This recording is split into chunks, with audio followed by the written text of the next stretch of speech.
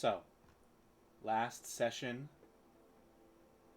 the avant-garde, dwelling within the reaches of the Underdark, exploring and attempting to make their way to Garishtal, made alliances with the mushroom people, the myconoid species, down here in the Underdark, as well as many of their allies that they have taken in as refugees. A few of them have joined you in this quest and are helping you traverse the deep recesses here.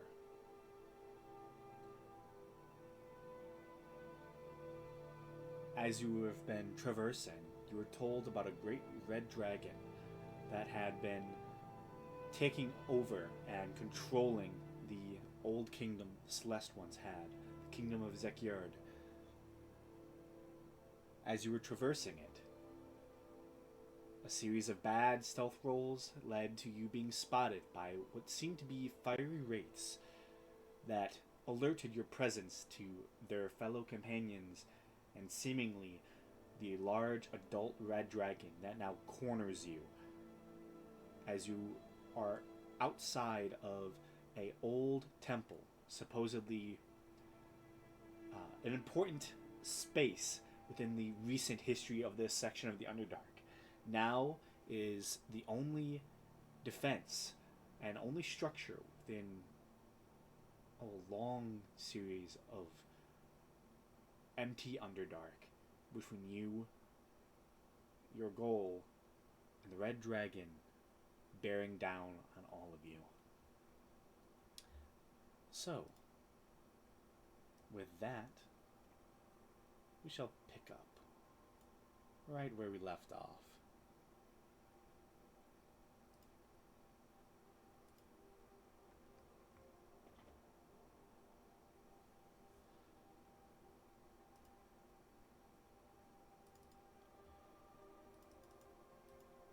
At this moment, Tea Leaf has already entered into the structure, slipping right through the partially opened doorway.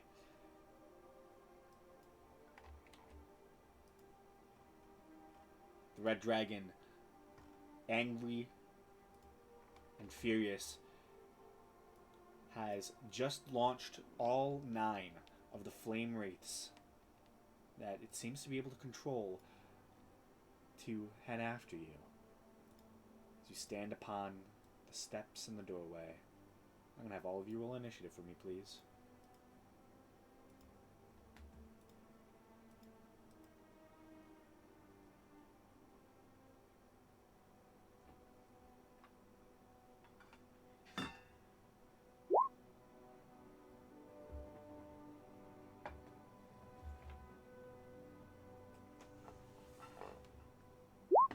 Where's the dragon? Way over here. If you zoom out, he's a good distance away from you all, as well as... I can't see. Oh no! Oh, he's right here. Okay. I got a 20. Oh, Ooh, I actually got a high initiative for once. that's really nice. Because I did not. Which is unfortunate. To make myself... Do I want to do this? Let me see something real fast.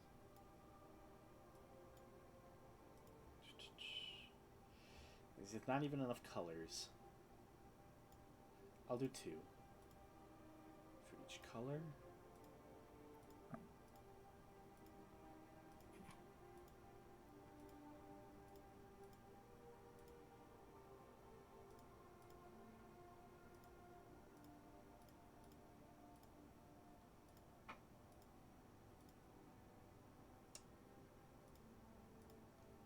And then 1 as an individual color. Actually, I'll change it. I'll do 3.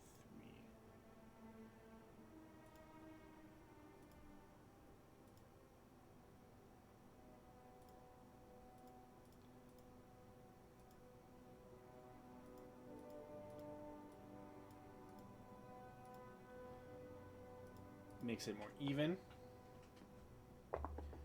A 1, a 2, a 3.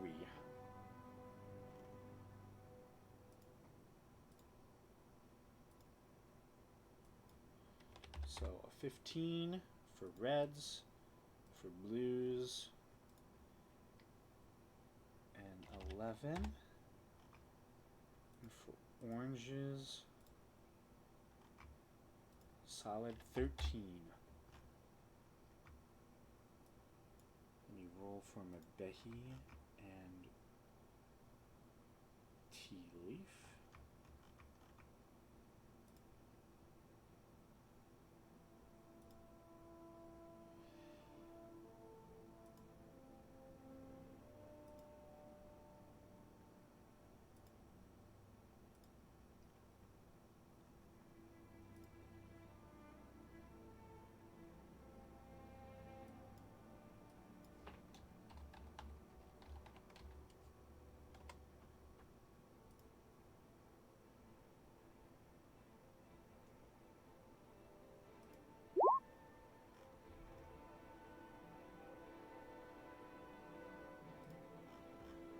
Haha. Wonderful.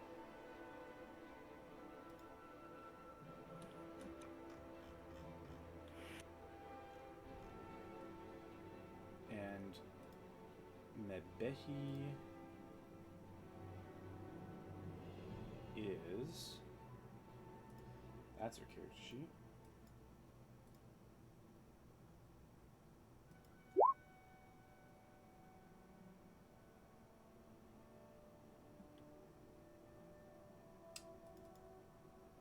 And Gamesh.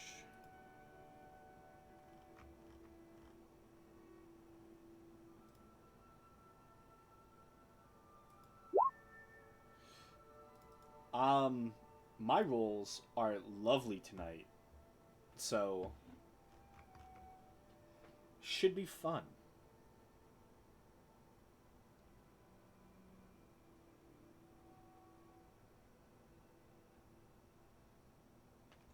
Let me do this.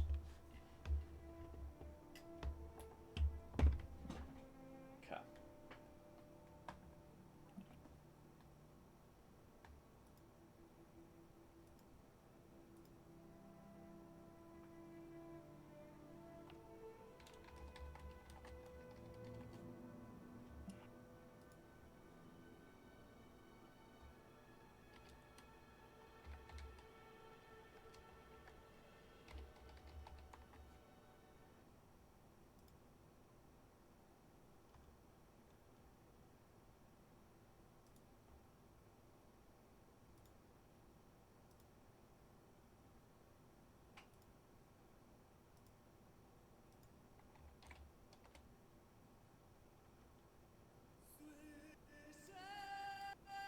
Faradir.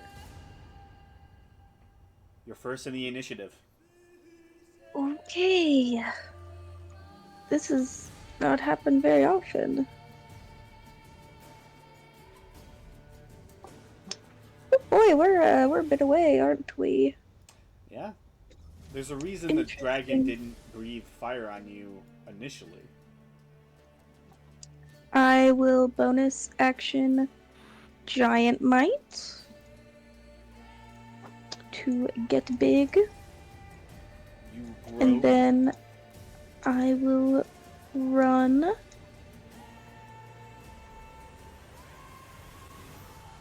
God, 30 feet is not a lot, huh? Nope.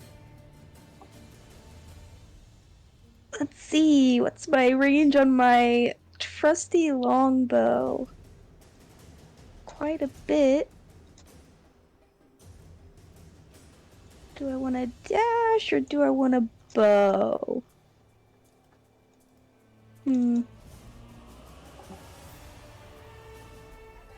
I mean, we all know I'm really good at range. It's where I'm most effective.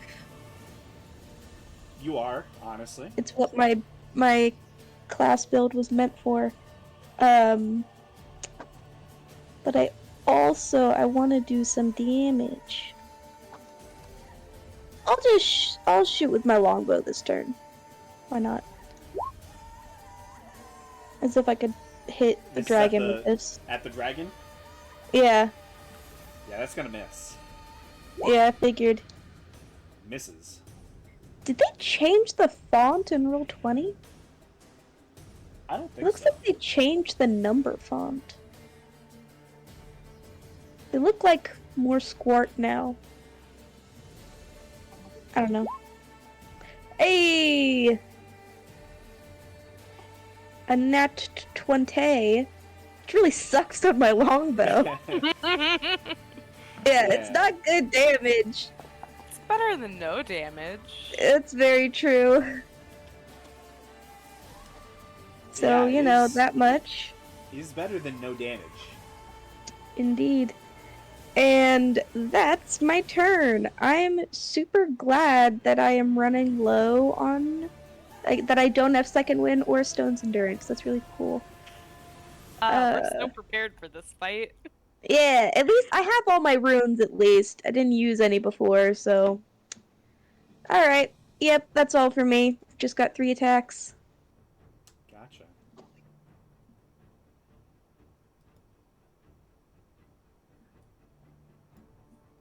Let's see.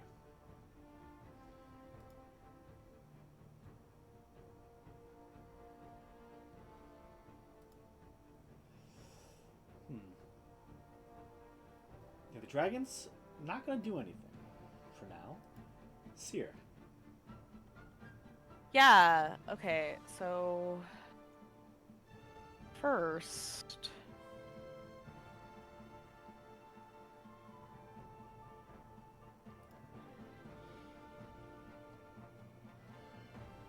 I don't know if I can get in range in a way that I like. So... Let's see. I'm not gonna do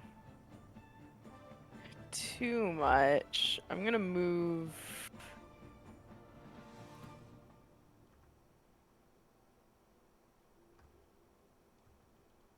a bit over here so we're not clumped together. Because in my experience, that's bad with dragons. And then I'm gonna use a bonus action to give Belric Bardic Inspiration. Not that he needs it, but actually, no. I'm gonna give my Bardic Inspiration to Faradir Thanks, buddy. because I don't think Belric needs it. He has his own inspiration. I don't think I'm gonna do anything for my action. I can't. You sure? Yeah, I don't think there's. I mean, oh, I summon things. Hang on. I'm like, I don't have any spells that would hit. You are a summoner. You know, you would think I am. Wouldn't you? She's only a conjuration wizard. That doesn't mean that she summons things. Summoning Yeah. and conjuration are fairly similar. No. No, that's a They're nothing generalization, alike. actually. That's a generalization, and it's very rude to assume so. I'm gonna use a 4th level spell slot to summon an aberration. Beholderkin. Got it. So it's not super strong or whatever, but does psychic damage and it's ranged, so you know. What you gonna do? I forget what token I've been using for the Beholderkin. Just find anything orb-shaped. Just use a beholder. Yeah, just use a straight-up beholder. Beholderkin? No. Level 20 does Seer get to summon beholder? Here. You here's know, the the Beholder. sentient creatures. Yeah, let me The sentient creatures that have like civilizations and such. Where do Can you she summon them? Where do you summon the Beholderkin? I can summon him within 90 feet. Ooh. So let's summon him. Let's summon him on top of the skeleton. Actually, Gotcha. no, wait. How far away is that from hit? 75. I want to summon him.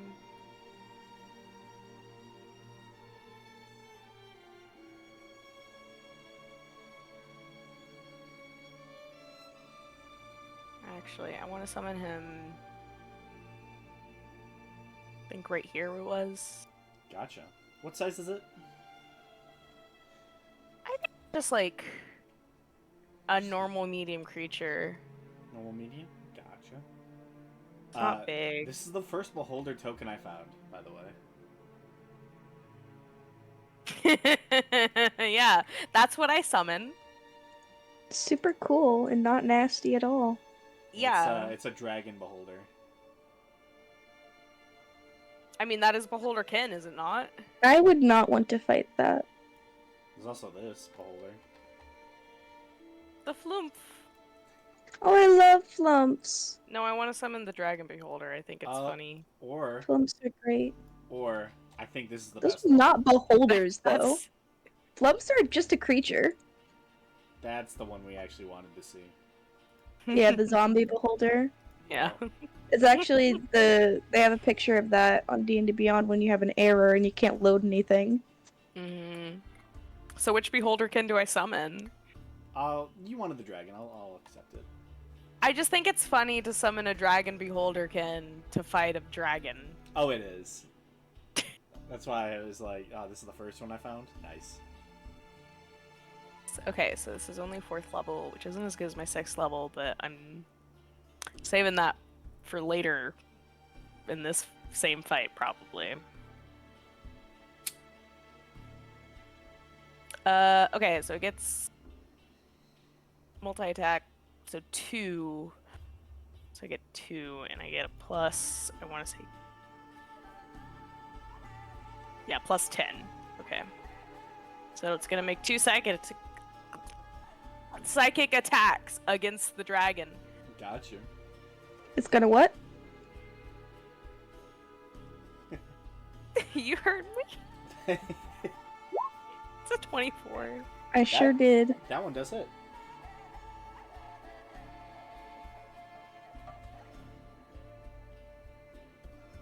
Okay, 3 plus 4 is 7. I hope.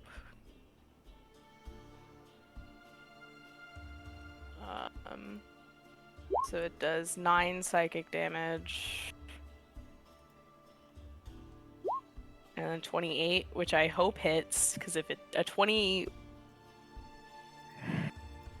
His AC 4. is between something and 24 and Okay. 27 and 32. Yeah. He has 2 ACs. Yup. Yeah. So it's a 18 psychic damage Got ya. total, Takes the and damage. that's my turn. That is your turn. Belric.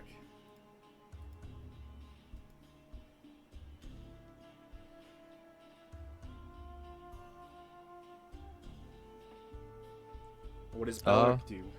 I will move and dash up to here. Then, as a bonus action, I'll cast Shield of Faith on myself, and that'll be the end of my turn. Okay.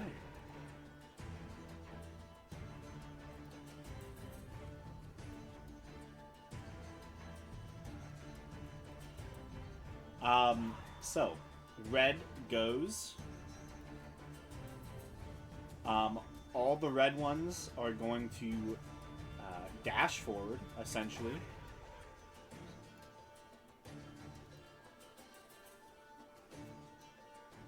So there.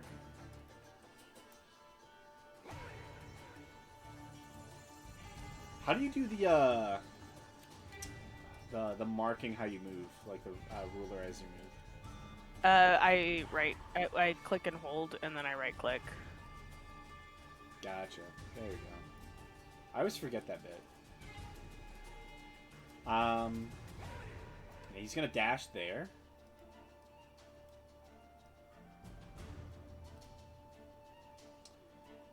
That one can easily dash there.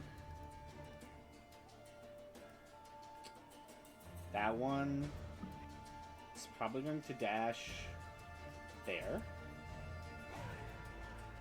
And that is their turn as they, you watch as 3 of these flaming wraiths from the just edges of the cliff just rush down with a great flying, unnatural speed, and they make it there. Brings it to Mabehi, who is going to go over to this railing over here. He's going to fire a single shot at this one with advantage, which hits, dealing damage. Specifically, 39 points of damage. Or 41 points of damage, I should say.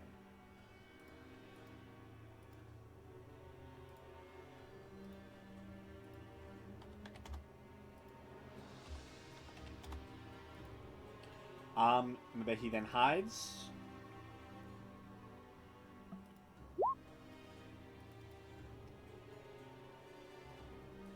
Next, Orange. They are going to go.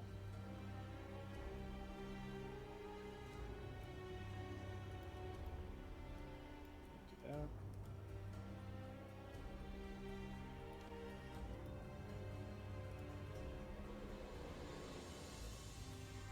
Those ones get that far. Then Blue goes.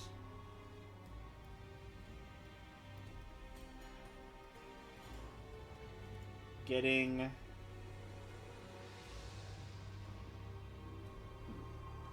one probably there, another there, this one about there.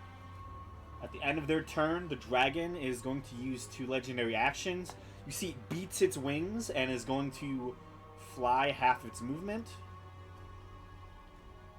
which is going to get it about there. Currently, probably about 40 feet off the ground. So it just flies about right there. That brings it to Senti.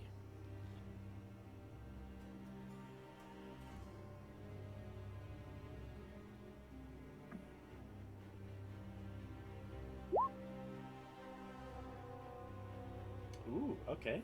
Magic missile, like it. A classic. I think we can all agree. I disagree. How dare you? Just because I like to be contrary. Magic missiles, my favorite murder weapon. I think We couldn't tell. the summoned Beholderkin is about to turn on Faradir. Huh? What? Why would it do that? You offended Seer. Oh! Faradir After would this never. fight. After this fight. Faradir knows nothing of magic and therefore would never criticize people who do, because they're smarter than her. Yeah. Okay. Which? Yeah. I mean, the magic missile automatically hits. Gonna get 3 red. Gotcha. Hit the ones around Belric. Do it.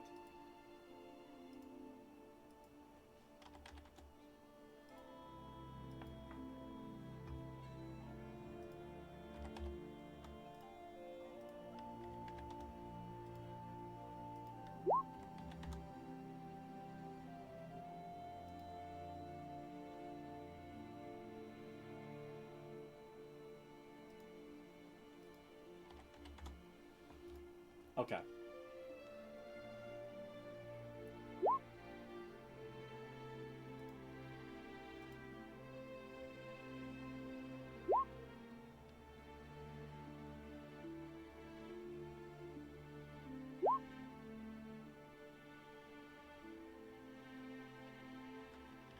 So 12 force damage.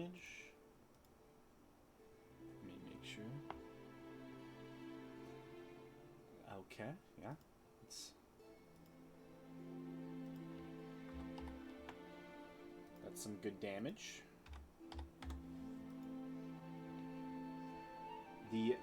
All the attacks hit perfectly. Yeah. Belric, you see these flaming entities, which you know are dangerous to hit in melee combat, just get assaulted by these glowing magic missiles as they just strike into each of them. You feel happy having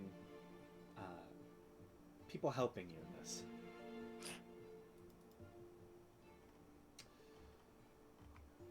Let's see.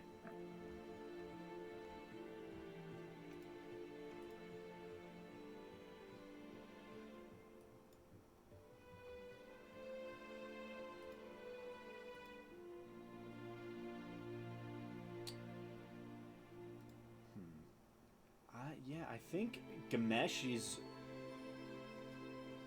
Yeah, Gamesh is just going to cast Erupting Earth.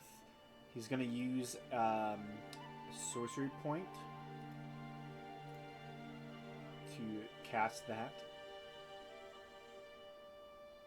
Actually, no, he's probably going to... Right, he's going to just cast that normally as an action. So, Erupting Earth, and it's going to be on as many as he can get, which should be a lot, actually.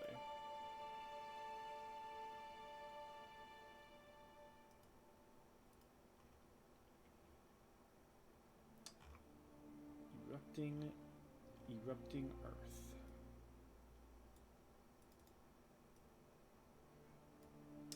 Yeah, that's probably best. So all four of those are going to need to make saving throws for the Erupting Earth. I'm gonna put it at a 5th level. Why not? That's failure. Failure. Failure. I'm changing my dice failure. Okay.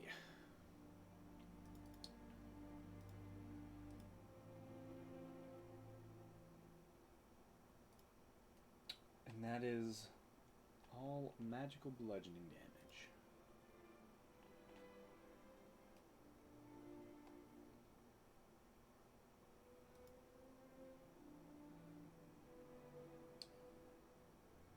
Damn. Okay.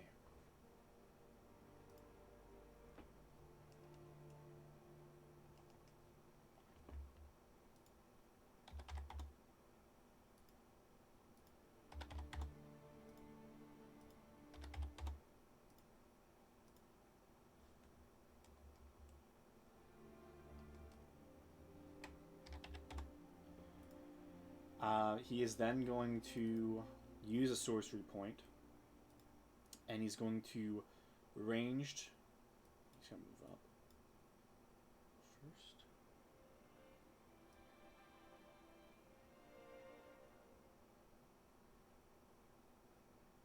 To about. Let's go there. Ranged Terran Fist against the one that Mabehi hit.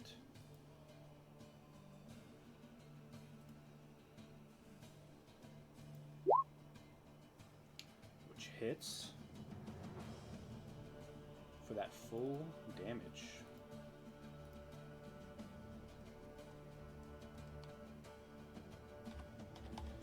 That one specifically is looking pretty hurt at this point.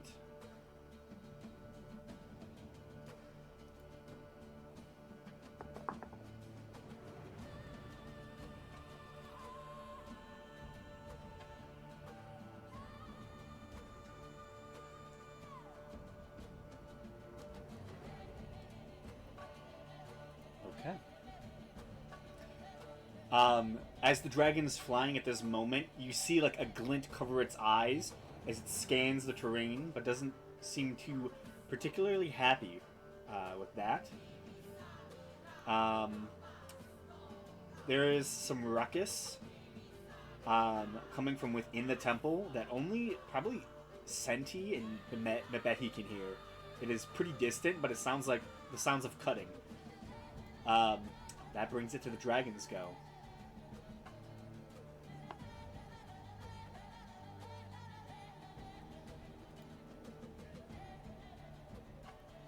The voice rings out over this kind of dug out, recessed space that has, unsurfaced this temple of ancient origins, as the dragon just yells out, "Why couldn't you all just stay connected? It was so much nicer when you were all packed together." And it flies there and is going to it's going to breathe out a cone of flame.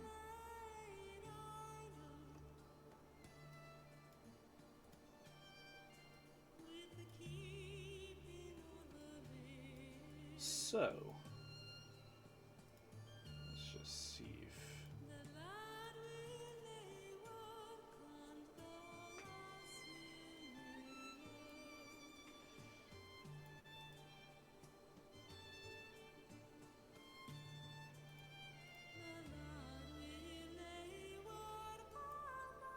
that should be kind of about... Oh. I don't know why I thought it was only 40 feet. It's way bigger.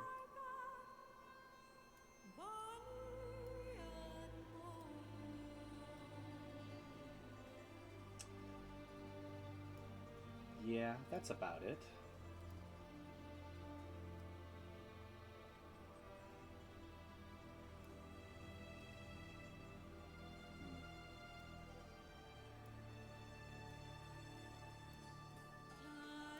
Let's see.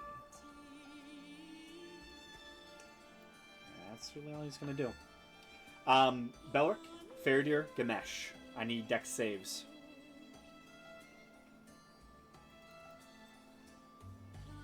Ooh, my favorite kind.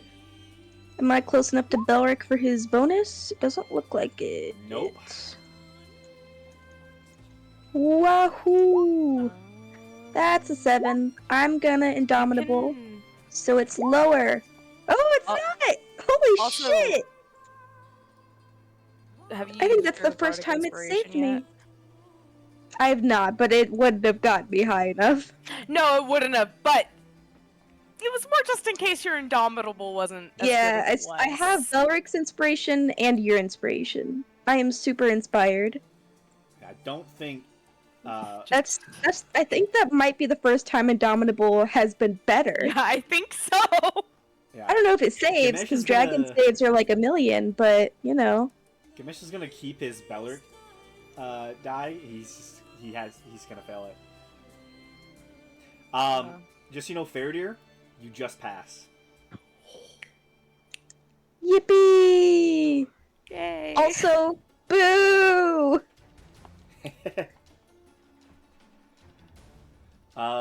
Okay. Let's do some damage. Because isn't that why we play D&D? To see the damage die? No, not really. What do you mean, I play it not for the really? friendship and camaraderie. Nah, that's a lie. It is simply not.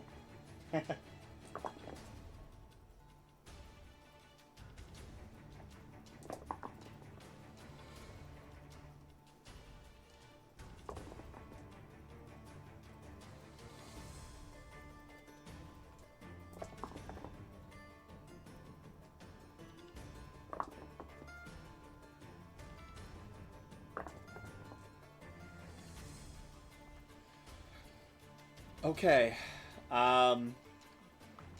I rolled higher than average. Hell yeah. Love to see it. You all, the three of you are going to take 66 points of fire damage. Halved to 33 to Faradir. And And then halved- halved again. Yeah, Belric, it is halved for you because of your armor, and that is all. So you take 33 as well. You're resistant to flames. Gamesh takes the full brunt of the damage.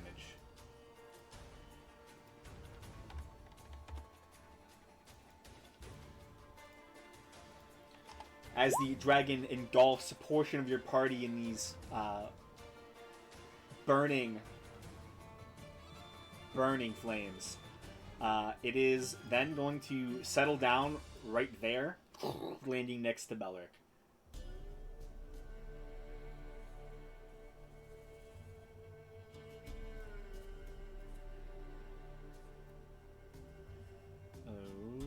Okay. Yep, and also my Shield of Faith dropped. Oh, really? Oh, Yep. yeah. I see that now. Yeah, that one will do it. Okay. Let's just...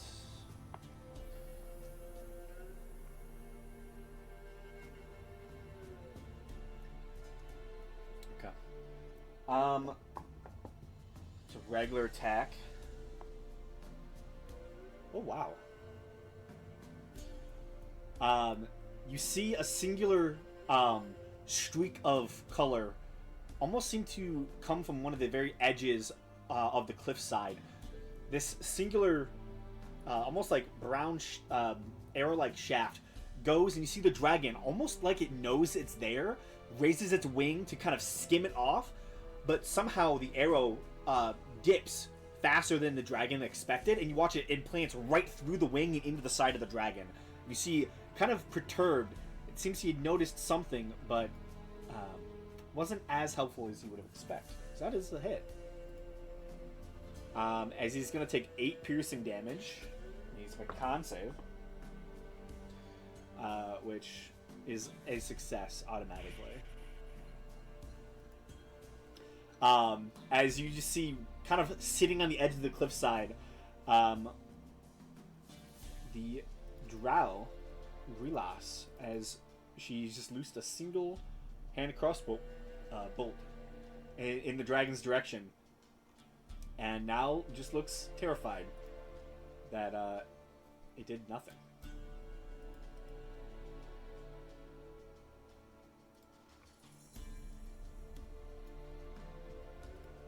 So Rilas is way over here. She is going to hop, actually bonus action teleport 60 feet in the shadows. It's about there.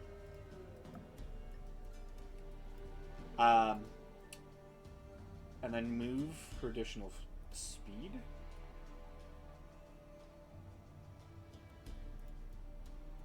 Yeah, off to this rock. That's her turn. Faradir, back up to you. Yippee! I'm gonna run over to the dragoon. And I'm gonna hit it. Okay. Actually, first, I'm going to use my Howlgrune to gain resistance to bludgeoning, piercing, and slashing damage. Ooh, okay. So my little mini rage. Gotcha. And then I will attack. Because if this bitch starts biting me, I don't want to be taking the full brunt. Fair enough. Let's see, it definitely shouldn't use my flame sword, so let's go with this one. Blade of Death hits. Okay, decent. Then second attack. Would I know if red dragons are resistant to lightning damage? I'm gonna say no if you don't know. Okay. I don't think they are, but let's see. 28? Hits. Huzzah! Seem like it's good? Yeah? Gonna make an insight check on it or something? Make an insight check. Okay, great. I get advantage on this. I just want to see if it seems like it's taking both the necrotic and lightning like normal. It seems to have taken all the damage that you've done to it. Fantastic. Health-wise, though, it's still okay. Yeah. I haven't done that much damage. Whew, Death getting hits. good rolls here. Not great damage, though. My damage is kind of ass. But that's alright. And...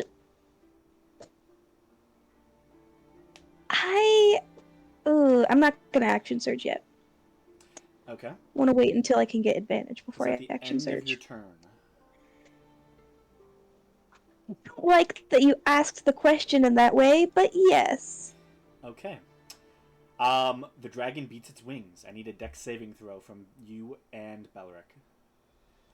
Now I get the bonus. Yes, you do. That's a +4. Yep, +4. Cool. Nope, not cool. Yeah, that's failures from the both of you. I'm sorry to say.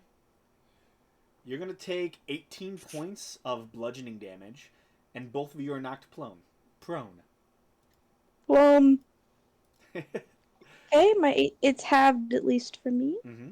The Can dragon. I actually -3 from that for my feet? Yeah, go ahead. The dragon, as you're then knocked prone, immediately flies 40 feet up.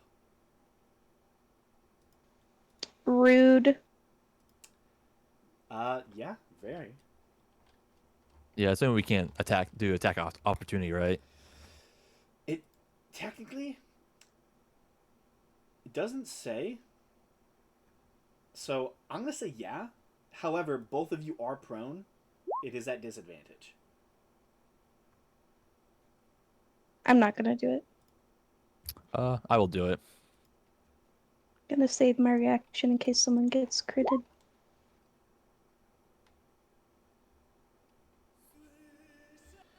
$17 does not hit. It flies 40 feet straight up and just bears flying over you now, Faradir. It just looks down and looks angry that you approached it in such a way. It Can't take the heat, get out of the kitchen. it will say to you, "I hope when I kill you, you'll stay just as large. Bigger meal." You see the snarled smile of this creature as it is Seer's turn.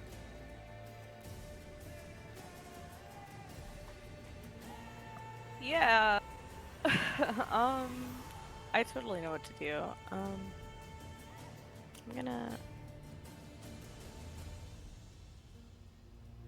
just gonna move a little bit. God. Action. I guess I'm just gonna chill touch as an action because I don't. Okay.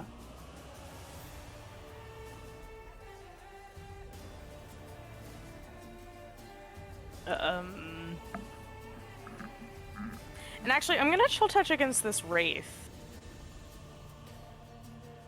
Right here.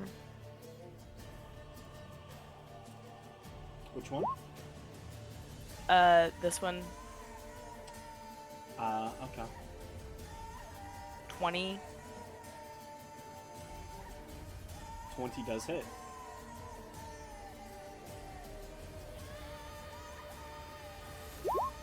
It's 20 necrotic damage. That's a good damage roll. It is immune to necrotic damage. Ah, but we found that out. It is So, a ghost. I don't know what I'm ghosts pretty are. sure that you already knew that from Faradir's Death Sword. Oh well. That's part of my turn. And then I'm gonna have my beholder If you move want, over here. you can shift that over to the dragon if you wish. Because you did know that. You probably would know that. I mean, it wouldn't have they hit were anyways. resistant to necrotic, fire, and cold, and immune to poison, I think. Yeah, Something it like wouldn't have that. hit the dragon anyways. So. Yeah, you know that they're immune to poison. You know that they're immune to fire and necrotic. And then you saw cold and lightning and I believe thunder as well. Yeah, they were resistant to like everything I have. Fair enough. Yeah, I mean, I could shift it to the dragon, but it wouldn't have hit, so. 20 actually does hit. Oh, it does? Yeah. I didn't think it did. Yeah, it does hit. Okay. Then yeah, I'll do that. And then I'm gonna have my guy move over here. Just to the other side and continue attacking the dragon. Okay.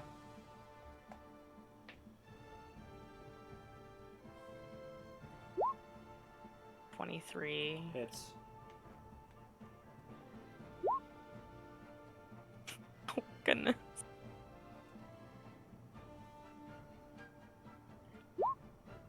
That 14 doesn't hit. misses, yeah. And that's my turn. Okay. I don't have any bonus actions.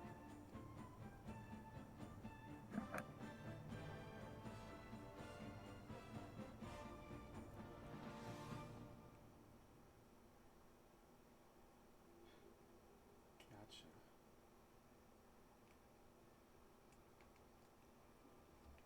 Okay. Brings it to Belric. Why do I keep closing that tab?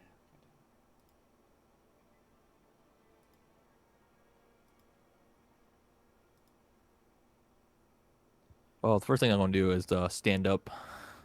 Easy enough. Half your movement.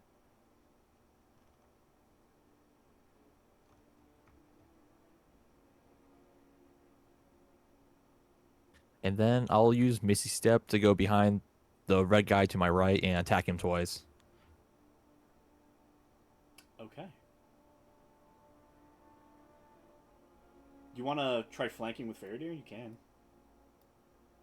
Oh yeah, I'll definitely do that if I can. Yeah.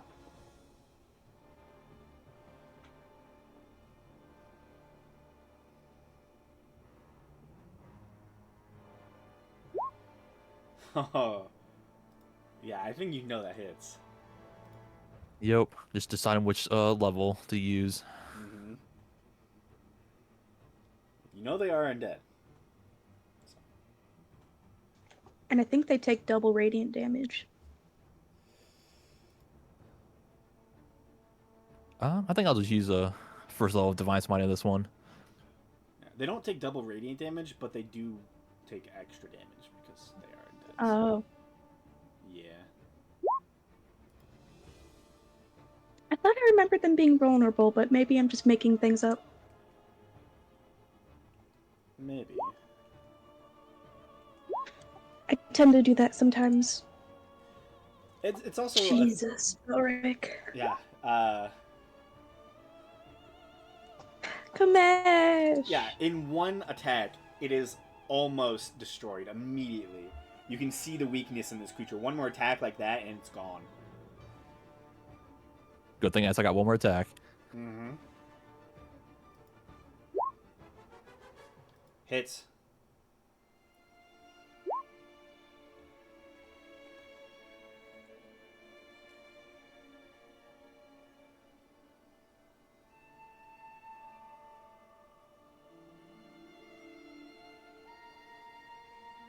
Are you adding any smites to that? No, I probably won't. Okay. It's still up, but you've done some serious damage to it.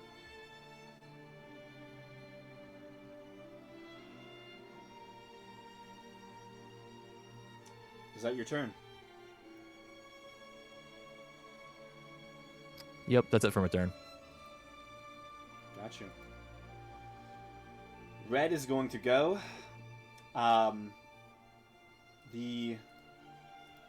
This one is going to move back to attack you with its ally. It's going to flank. This one is going to just attack Faradir. And actually, it's going to move here, and it's going to flank with the... No, the dragon's flying, so it can't flank. It'll flank with the other red, creating this long chain of flanking attacks. Start with against Faradir. It's going to be life drain attack for 11 to hit, Definitely not. and then the black flame blade. That is going to be a nat 20. Cool.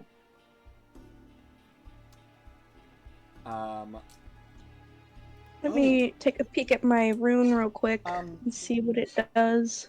So I'm actually that's going to be for the life drain because he has advantage because you're prone. A bit sneaky of you I probably to should have. say there for one thing and then say there for a different thing. Well, he technically already had advantage anyways because he's. I forgot you were prone. So, yeah. That nat 20 will go towards that first attack, and then we roll for the blade now with advantage. The blade is only going to be. Let's see, 22 to hit. That's gonna hit. How far away is the dragon from me? 40 feet up. So Okay. from you exactly, 40 feet from the ground, I should say. So only for you about 30 feet. Okay. I will then use my sky rune to make the dragon take all that crit damage from the life drain.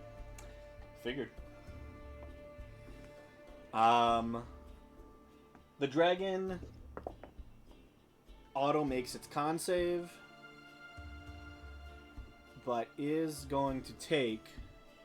It's immune to the fire damage, but it is going to take 22 necrotic. Yeah, I figured the dragon would take some, but another ghost would take like nothing. So Yep. It works out. And then the black flame blade hits you for, that's a max roll. 17 slashing. And 9 fire damage. okay, both halved, which is pretty good. Mm-hmm. This halved rune is amazing. It's a good rune to have. It's so much better than taking a 1-level dip into barbarian, which I was gonna do. Honestly, yeah. Rune Knight is very strong. The other two red, so it's going to be life drain attack at advantage. Life drain is, it's probably going to hit. It's a 24 to hit. And that one's black. Against Flame Blade. me? No, against Belric. Oh yeah, 24 hits. And Black Flame Blade's even higher, it's a 26. The other one's going to do its life drain attack against you with advantage. That is a 23 to hit. Yep, that hits. Okay. And then the Black... Oh, yeah, the Black Flame Blade's, again, another 26. Hey, Graham. Yeah. Roll lower. I need 2 con saves from Belric. Have you considered rolling lower? I've considered the option, and I reject that notion. That's really unfortunate. Hey, Graham, have you considered rolling higher? Yes. No! It's hard to roll higher than an 18, because I just rolled 3 of them. Yeah, Dude, you're like the kid that you're not asked trying if we hard had enough. homework. Yeah. Oh, wow. I delight in everyone's suffering, not just my own. Belric, do you want me to roll the necrotic damage, or do you want me to just take average? Roll for it. Roll for it? I'll do that. I rolled for Faradir, and the... Actually, no, I didn't roll for the dragon, but I'll roll for it. What's that die? So... Oh, 15, 21, 25 necrotic damage for the first attack. That's better for you. Um, 14 necrotic for the second. Your max HP goes down by that amount.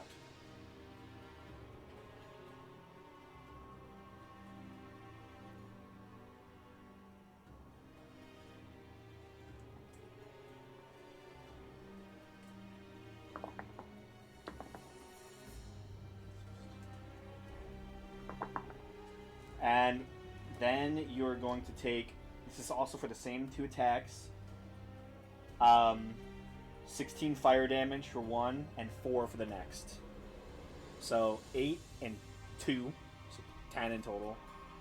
And then the Black Flame Blades, those all hit.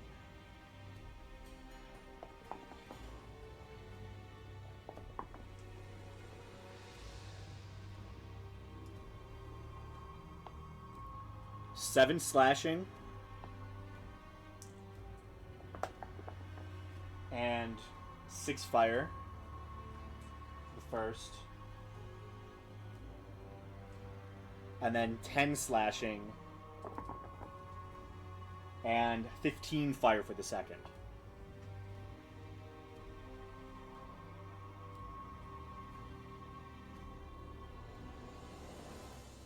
How you looking?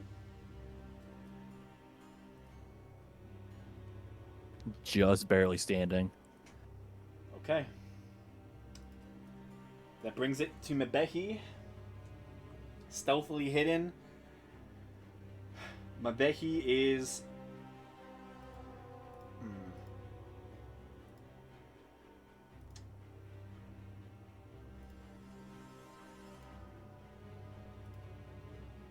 Gonna target this one between you and... Actually, no. She's gonna target this one right here. The same one she's been hitting.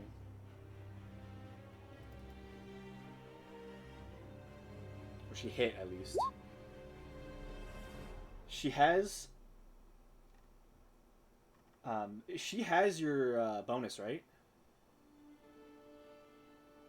Bowick? Who does? Mabehi. Your song, she has that, right? Oh, yeah, I think so, yeah. It's a D8. Yep, D8. Okay, that hits. And Mabehi is able to kill the first of the flame wraiths. And is then going to hide.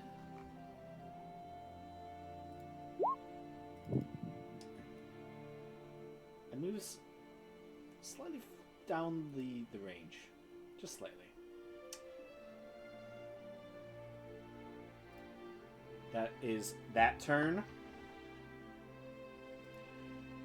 I mean... There's enough wraiths on Belric. So this one flies up to Senti, as does this one, as they ignore difficult terrain. And this one goes and retakes a position next to Faradir. Right there. So, Senti does a 22 hit.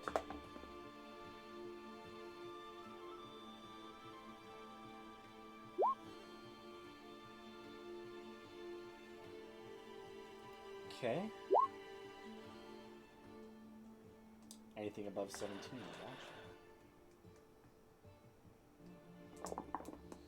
watch. You take 8 points of fire damage.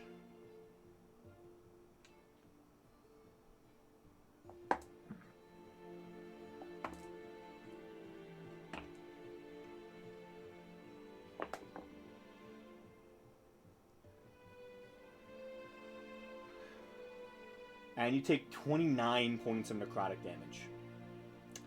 Make a con save.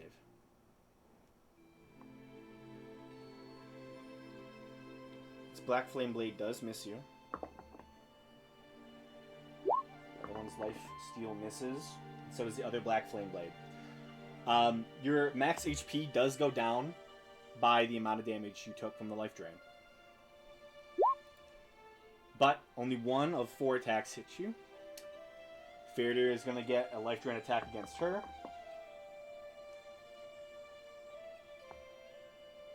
That is... That is a 21 to hit. I believe that might hit Faraday. That it hits exactly. Okay. And it's Blade... Oh, actually, sorry. That was not a 21 to hit. That would have been a 19 to hit, so the Life Drain misses. Black Flame Blade is definitely going to hit. Ooh. Because that one would be a 24. I forgot that their plus to hit is lower for the Life Drain. So, you are merely going to take a solid... Oh, wow. 17 slashing.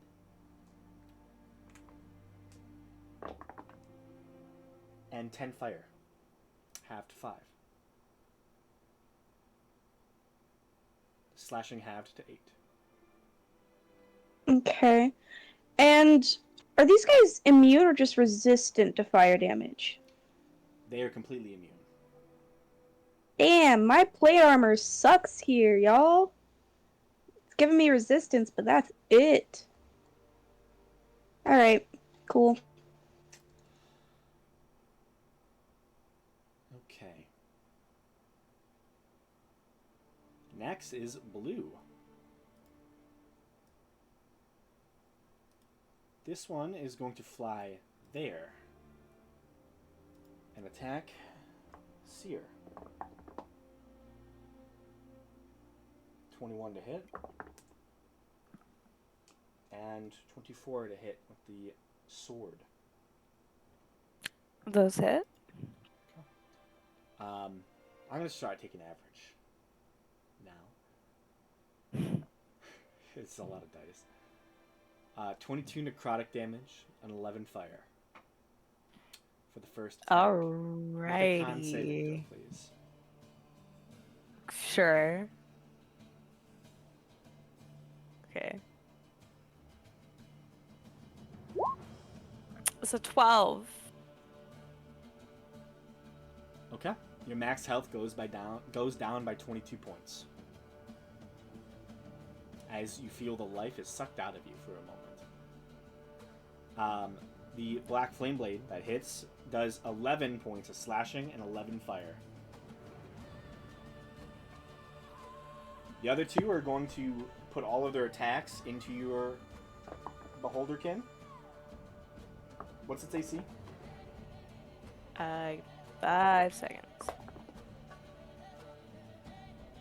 I'm slow at math, sorry. Okay, let's see. It's a 4th level. It's not very high. It should be like 15. 15? Okay. So, 3 attacks are going to hit. 1 attack is going to miss. I need 2 con saves from it.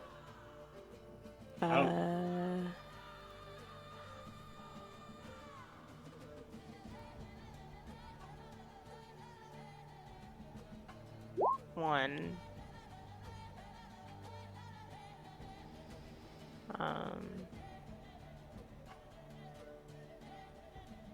Here's the second. Okay. Its max HP goes down by 44. Okay, it's dead. Its max HP is 40. Okay. You're lucky this is not a humanoid, because it cannot create a specter then. But you just watch as these strange flaming wraiths just shred your summon entity. And that is their turn. Bonus action. Let's see.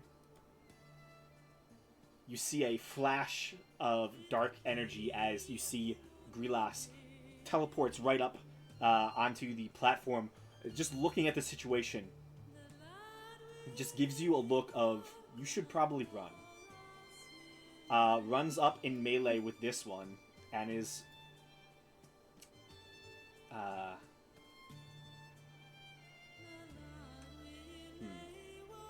Actually, no.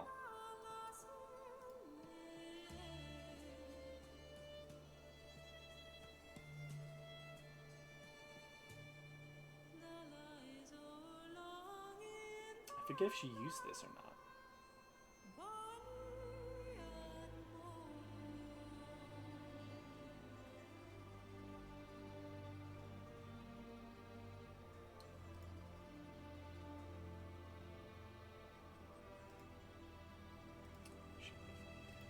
Yeah, I guess she's going to multi-attack.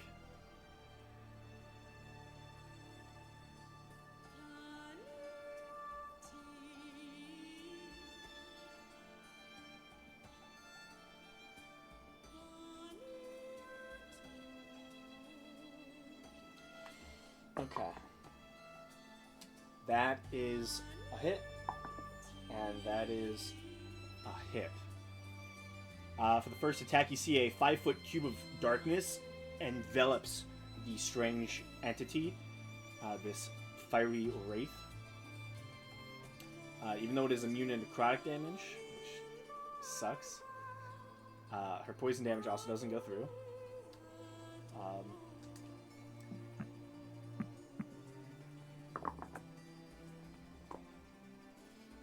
So in total,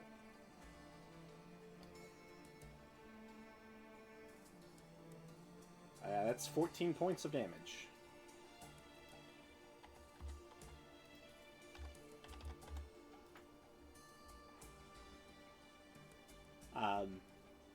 That is her turn. Senti.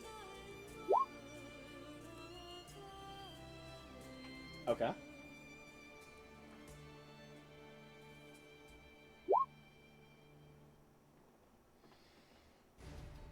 Okay. Easy enough. Where do you teleport?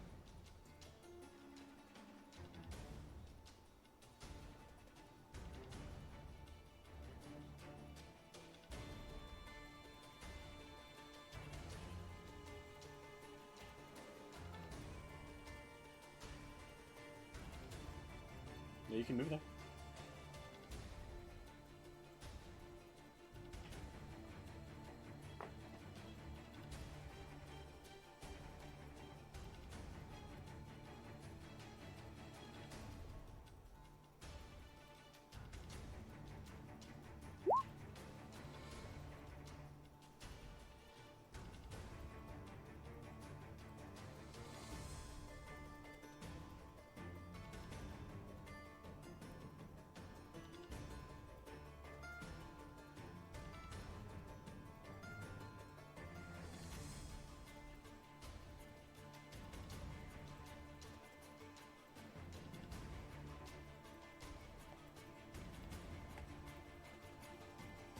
Okay.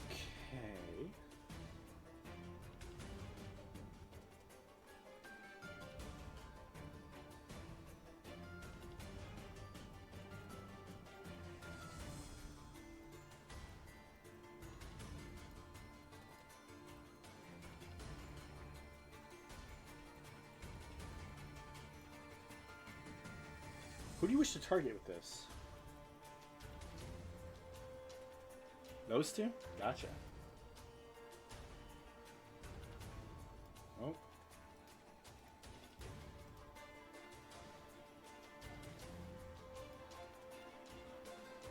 A beam of sunlight radiates out of you.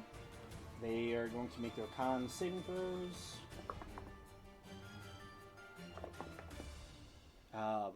One definitely is failing. One got an 18, the other got a 6.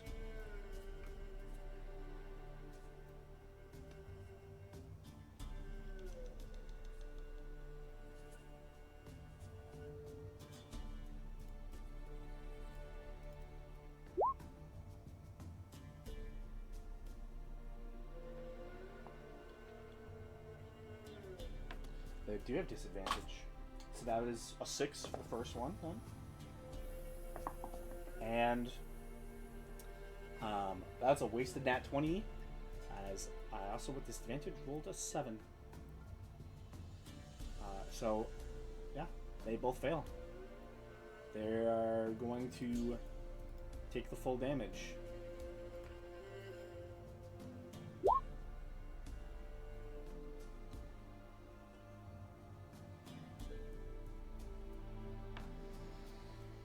Okay.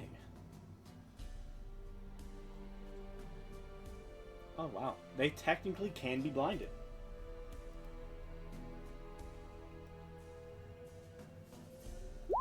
So, as Senti shoots out this beam of radiant sunlight, both of them take pretty good damage and are immediately blinded.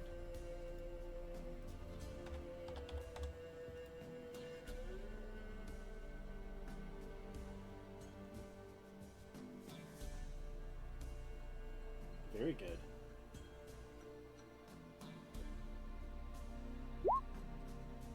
It's your turn. Gamesh.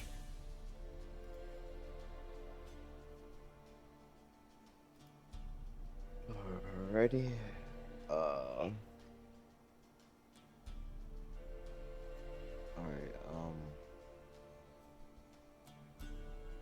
I'm gonna need a quick little rundown. So, how high up is the dragon? Right now, the dragon's only 40 feet up. 40 feet up. Alright, I'm guessing the dots on the tokens are indications of HP. No, the dots, instead of having all of them go at once, the dots separate which of the 3 go at that turn order. Okay, so you have 3 groups, so okay. Yeah. Red goes first, and then I believe it's orange, and then blue Okay. in the initiative tracker. So, which ones seem the most hurt? All of the oranges, as well as the reds, are incredibly hurt. Alright. Are they using any range stuff, or everything they doing seems to be melee? As of right now, it seems mostly melee. They're getting to range with their very quick flying speed and just life draining anyone they can touch. Belric is really hurt. Fairdeer, I believe, is Fairdeer still prone? Yeah, it hasn't been my turn yet Yeah. to stand up. Fairdeer is prone. Yeah. Okay. Just so you know, the dragon did already use its fire breath. So that's why your health is like it is. I mean, Alice, it's all cool.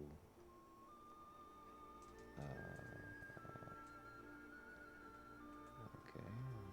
All right, move here.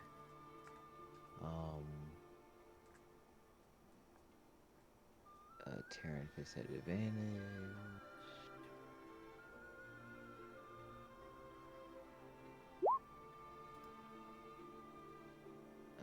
22 to hit. 22 does hit. Alright, that'll be 19 points of damage, 11 bludgeoning, 8 force.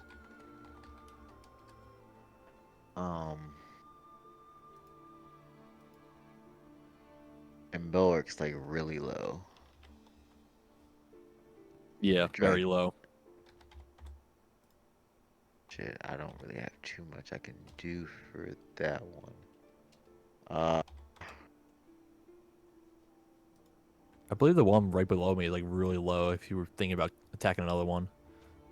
Yeah, the one between Fairdeer and Belric is very, very hurt. Well, I think actually what I'm going to do is, and just in the hopes that this helps to some degree, I'll give Belric my Stone Aegis. Okay. So you'll be minusing 6 from all bludgeoning, piercing, and slashing damage. Do you have banishment? Yeah. Would it be a good idea to maybe just get rid of some of these guys? So we have less things trying to kill us? I don't know how great of an idea that is, but just throwing it out there. Uh, so 1, 2. I thought about that too, actually. Alright, so Belric is the most hurt. Farader's prone. Seer just got attacked. And so did Cincy. Yeah, I have a good bit of hit points left though, so don't have to worry Oh, about that at least. I see your bar. Don't worry. I see your bar. Yeah, I'm at 140. Damn, I don't. Alright, then I will. Alright, no, I am going to do that instead. I'm a quicken spell. Instead of doing Stone Aegis, I'll quicken spell. Okay.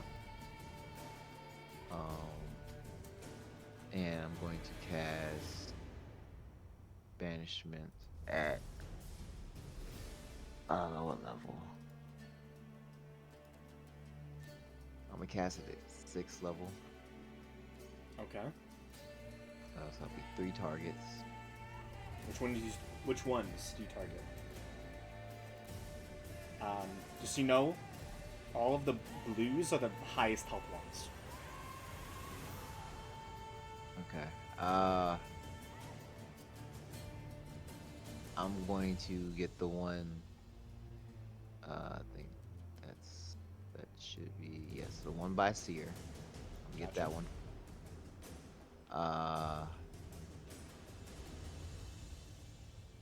The one behind Belric. Gotcha. And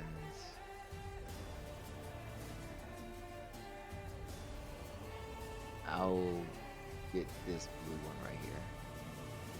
Gotcha. What save is it again? I think mine is currently an 8. And it's a wisdom save or charisma? Charisma. Charisma. Where's myself? That is a 16 for the one next to Seer. Okay, so he's gone. The one behind Belric got an 8. Okay, so he's gone. And the last blue got a 7. Yippee! Yeah, all 3 of them are gone. Suddenly, without warning, they are ripped from this plane of existence, never to be seen again. Okay. Potentially. Potentially. Who's the next person on the turn order? Who's that? That is Tea Leaf. Okay, right. She ran away. She ran into the temple itself. Yeah. Alright, I'll end my turn there, I guess.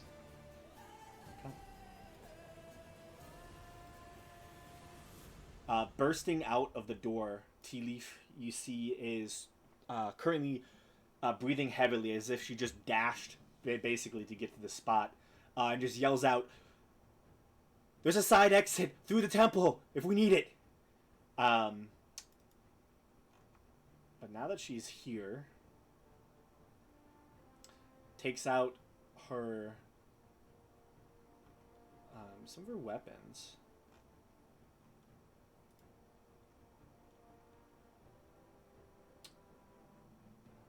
Let's see. It's going to shoot a hand crossbow.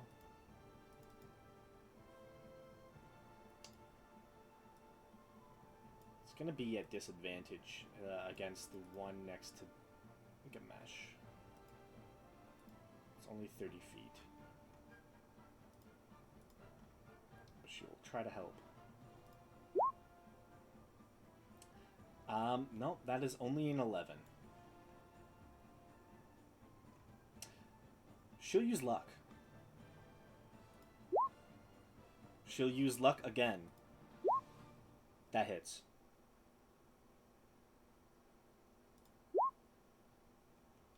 Plus...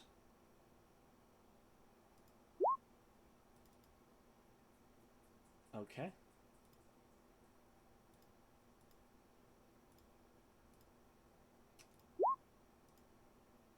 Okay. It's not a reaction.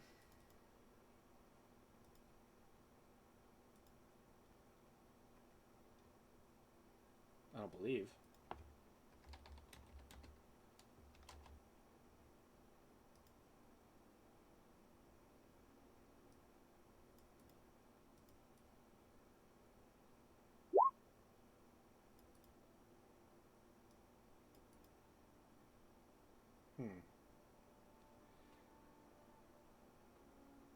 Technically, I believe that you can only use one based on the wording, but since my other party, I've been allowing them to waste their luck points like that, I will allow you to do the same. Hell yeah, burn through them. Mm-hmm. You're welcome. That is just about 15 points of damage. One there.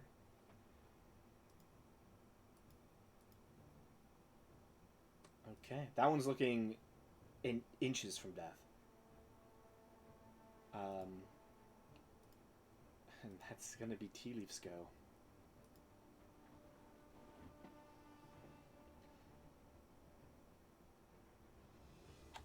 The dragon, on its turn, is going to see if it gets its breath weapon back. Alright, roll that. It hit another die. Same number. Oh well.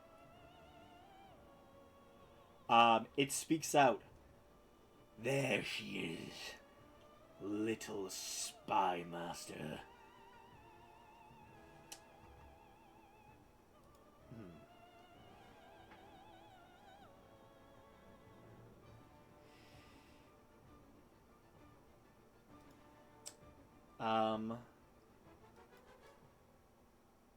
The dragon is gonna land itself. Yeah. Right there. I need anyone within 60 feet. Oh, sorry. Oh. Yeah. I need all of you, every one of you, to make a wisdom saving throw, please. As it lands in the erupted terrain of Gamesh. Yes, it is. What's the radius on Belric's bonus? Is it 10? Actually, yeah, it's 10, but if you're within near me, I'm immune to fear, and anyone within 10 feet of me is also immune to fear. Oh, hell yeah. So, Faradir and Belric don't, but I need Seer. Laying on the ground, but Belric saves me. Mm-hmm. I got a What? 15. Do I still have Burrick's inspiration? I don't think so. Senti is also immune to fear. Interesting. Also, yeah, you do. I didn't use it for you. So if you want to use what? it, Nah, it's not gonna work. the shrooms and Chad.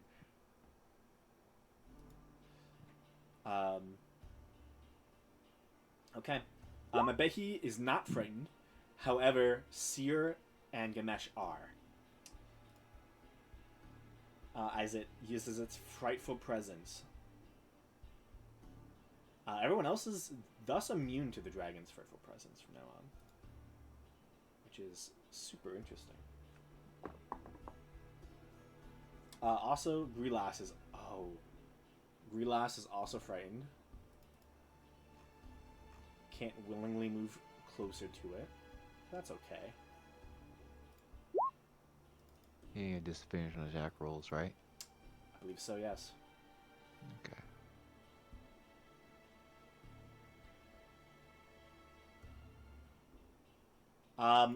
surprisingly, barely scraping it together with a +0 modifier, Tea Leaf is barely unafraid of the thing. Which is lovely to see. Okay, as it lands, it's going to put one tail attack against Belric. That is going to be a 29 to hit. Yep, unfortunately that hits. Okay, how much health do you have? I'm currently at 4. 4. It's God guaranteed to do damn. more than that. Yeah, so you're gonna take 22 points of bludgeoning. Okay, then I'll use one of my relentless endurance to stay at 1.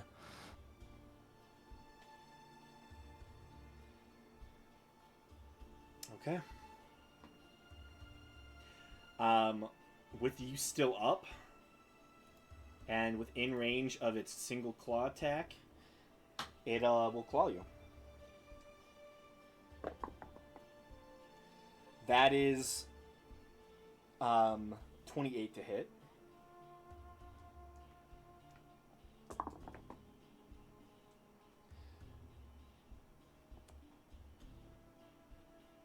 So 13 damage, slashing.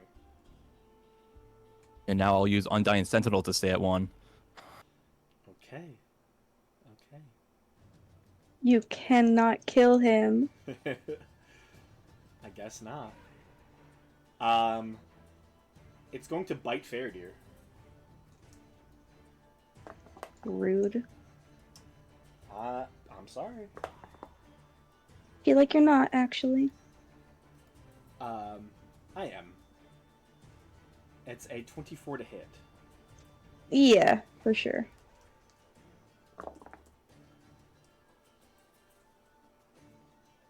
That is 17 points of... Hold up. 17 points of bludgeoning damage. Or piercing, sorry. Which is halved down to 8. And then 5 points of fire halved to 2. Okay.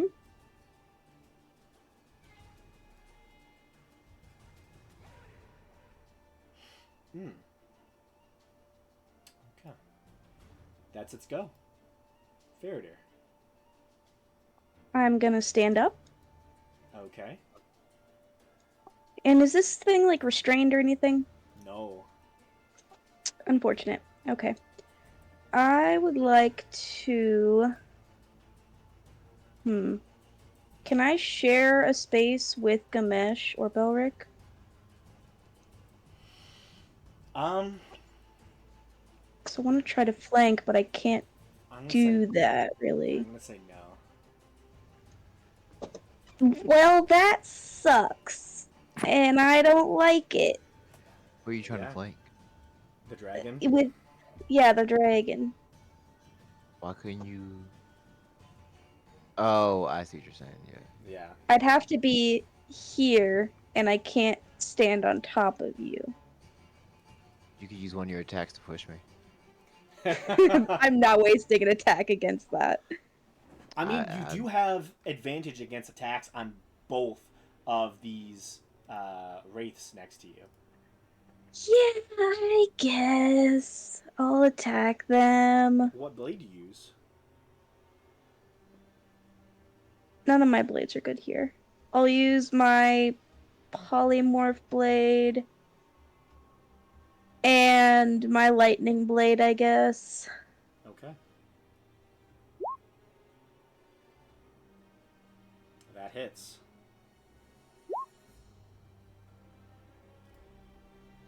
That is I know enough. they're resistant to that's lightning. for orange, right?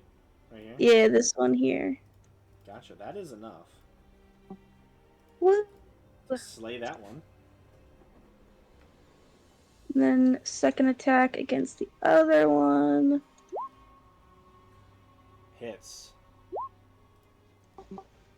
23 more or something like that.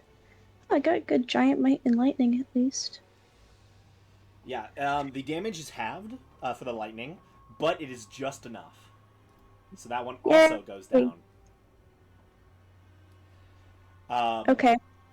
At Great. this point, you've been using the blades often, and you feel a sort of awakening. You hear that distant voice of Vicus McCall, whose soul now resides within the blade that tormented him for so long. I've done it. Use it. As the item exalts in your grasp. Ooh, Ooh. nice. Each of the blades, the proficiency bonus goes up by 1, so they all are now +3s. Oh, hell yeah. Additionally, the DC goes up as well. I'm trying to find... Hold up, give me 1 second.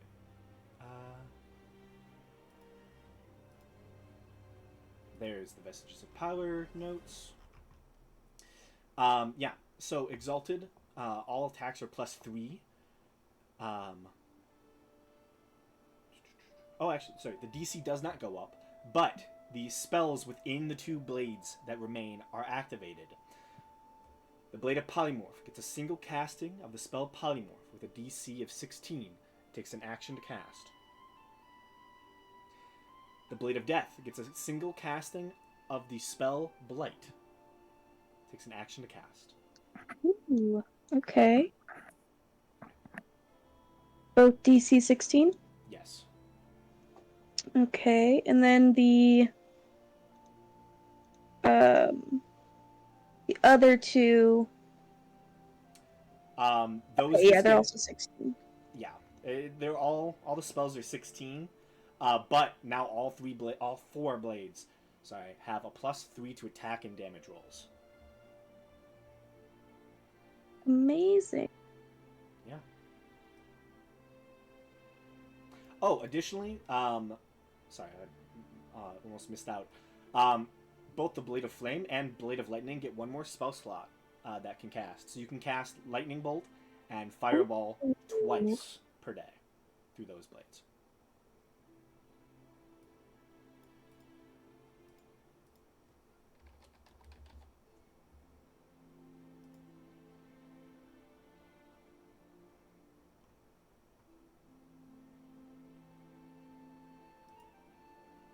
Hell yeah. Mm-hmm. I just kind of like flip the swords in my hand, just like spinning the hilt around, and just give like a satisfied nod as they feel a bit more powerful. Mm-hmm. You have the rest of your turn. Indeed I do. I'm gonna just go forward and use my other attacks. No longer at advantage. Bam. That hits. And bam. Ooh, all these 18s. For another 17. And then, should I just action surge? I feel like I'm not going to be able to get into a spot where I can get advantage. No. But I'll you do just know do that it. this dragon is... You're starting to see the damage. It is bloodied at this point. Okay, I'll action surge, I guess.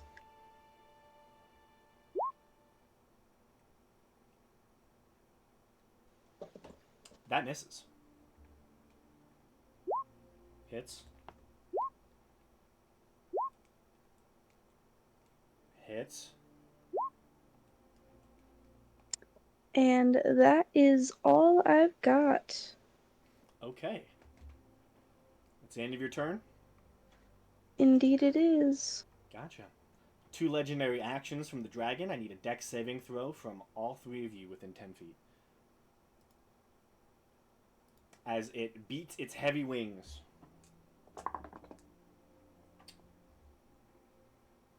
7. It's a failure.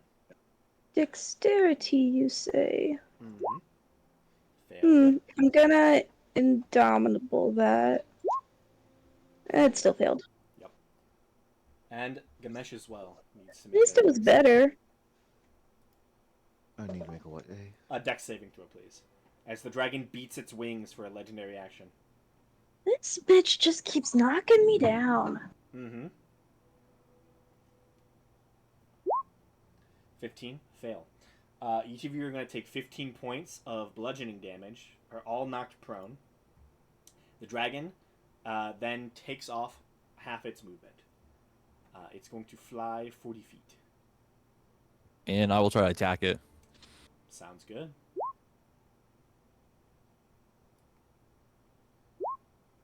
(16) misses.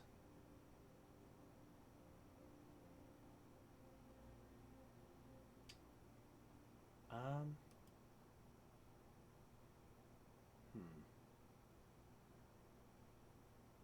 You still up, Bellic? Yep, still up by 1.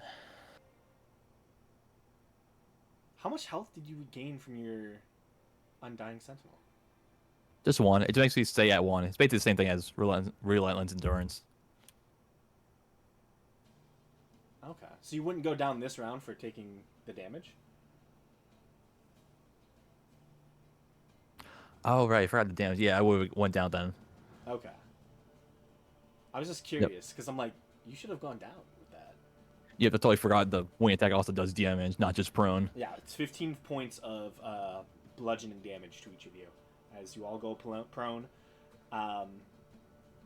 Satisfied with Belliard going down. How much HP to build? Never mind. Never mind. He was at 1 HP for the longest time. Yeah, I forgot. He has 3 1 HP saving graces. Burned them all. Honestly, the dragon's just gonna go straight up. It's gonna just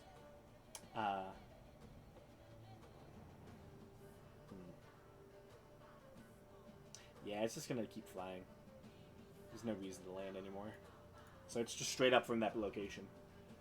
That is Sears' go. Okay, remind me what being frightened means. Frightened, you have disadvantage on attacks.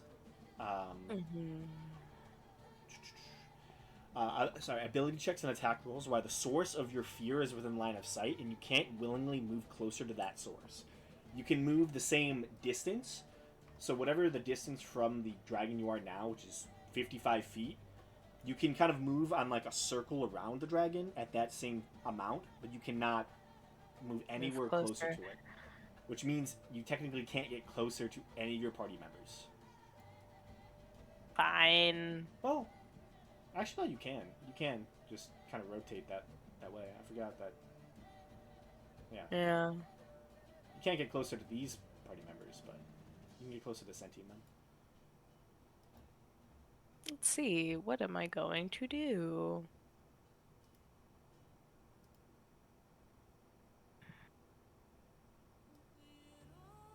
The dragon is looking bad, right? He's bloodied. I wouldn't say bad. Well, worse than when we started. Yeah. You can start. You're starting to see the damage on it.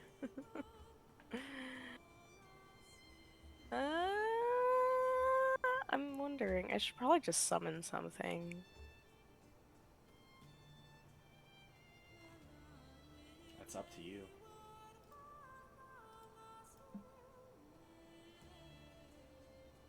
Yeah, I'll use a 6th level spell slot and I'll summon an aberration.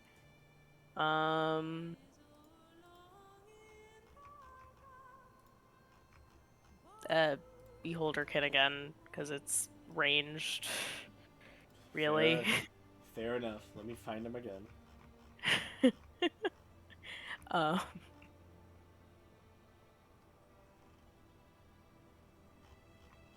That's a lie. I was like, what's going on there? one-eyed flying purple people eater. Yeah, summon him here. Where? Oh, gotcha.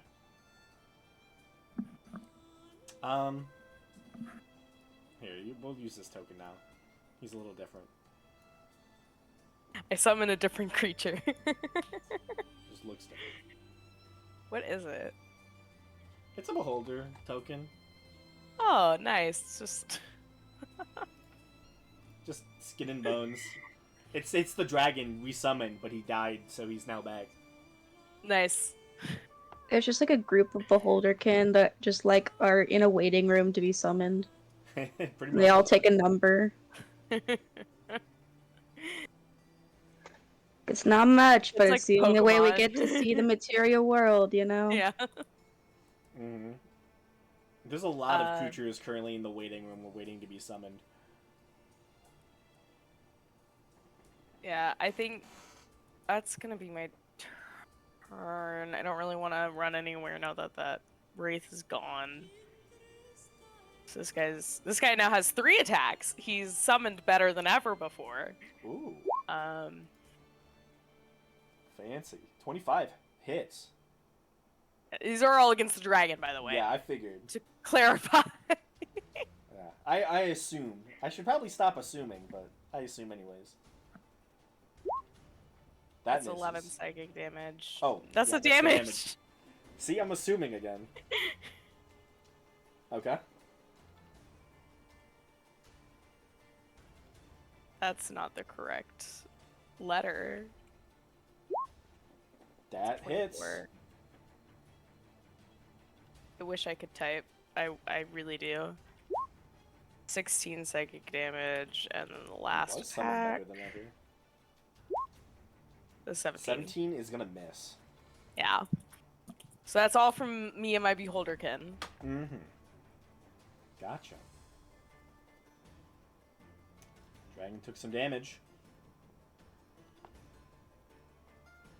Beholderkin sounds like a pet name for a beholder. It Like you would call a beholder fondly. This is my pet beholder. Belric.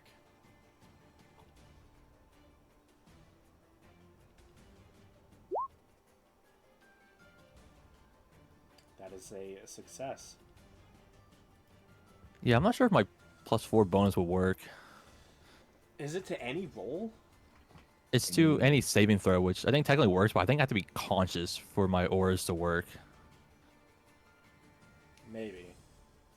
Does your oath go I mean, it's- extend through death? Yeah, I have to be conscious too for my auras, so I wouldn't get that +4.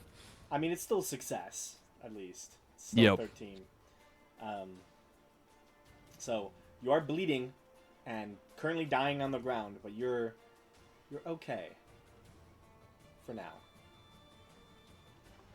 Medic! What vestiges do you wear? You have just the cloak, right? And your, Yep, the dancer in my strings. Gotcha. Good to know. Mebehi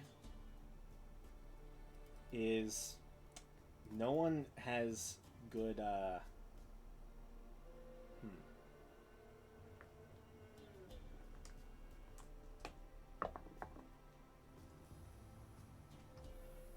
Well, she is hidden. She got the nat 20.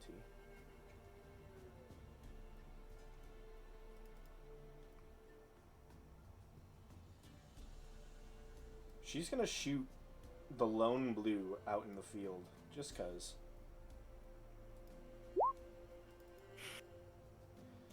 Which absolutely hits. Damn.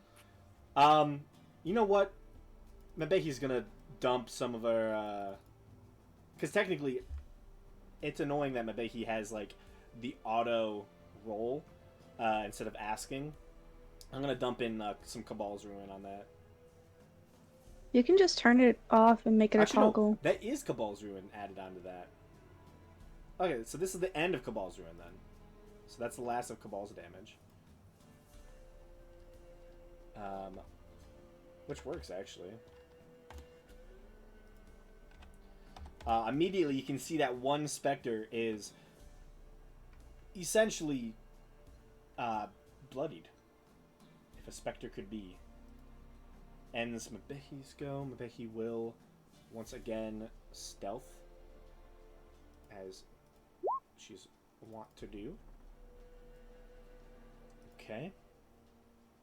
Oranges are going to go. This one goes up against Tea Leaf. This one goes up against Senti. Attacks against Senti first. That is only 11. You're right.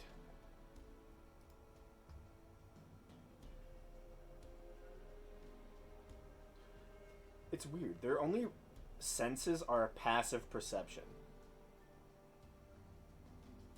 It's like very strange.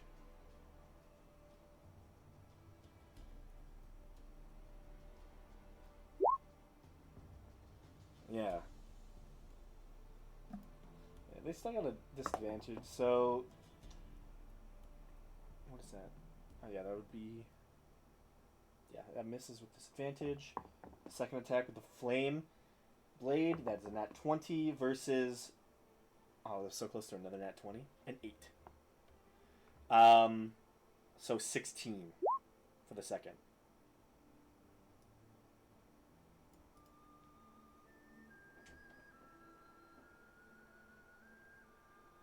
So I believe the Flame Blade does hit.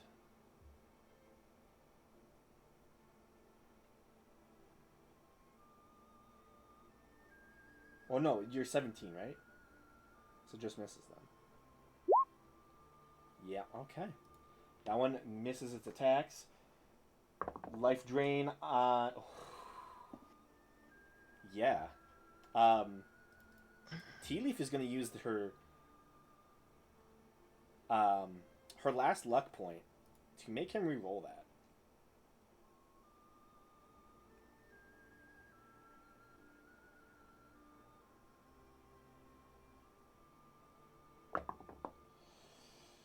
Okay, that is better.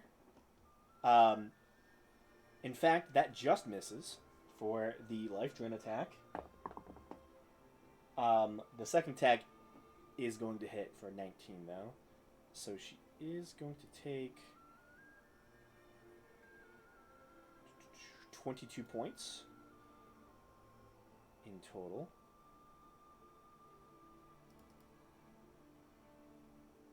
Yeah, she would have died straight up. Did you roll a 20? No, Tea Leaf just does not have a lot of health. She's a... Tea Leaf, come on. Yeah, it's not... Just the added, average damage of these Fire Wraiths, it would have probably killed her. Like straight up dead or making death saves? Most likely making death saves, but still. It would not have been fun. So, that luck point came in clutch. End of those goes. The last blue. The dragon's in trouble, and it's gonna flank against. Well, no, the dragon's gone. It's flying. It's still gonna go up to Faradir. First attack is gonna miss for the life drain. You're prone though, aren't you? Yup. Again. Yeah. That's only a 19 to hit for the first attack for the life drain. Misses. Oh wow. So for the second attack, that is at max a 21. Exactly hits. Okay. You're going to take 11 points of slashing and 11 points of fire damage. So, Ooh. halved to 5 and halved to 5.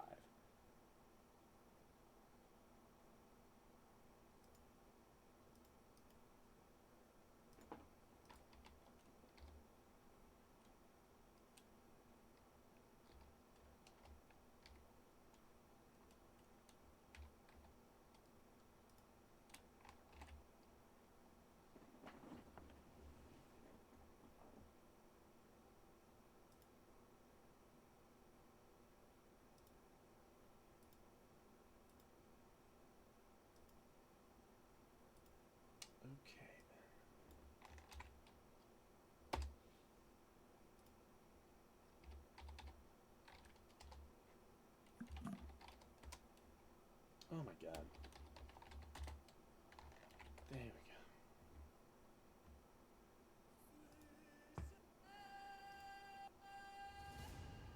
go. The frightened Grilas.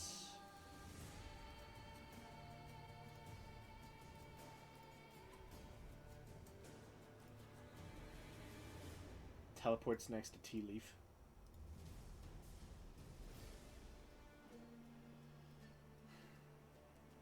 It's just so unfortunate that they're fighting undead. They are so upset. Hits. And Don't worry, hits. I'm upset too.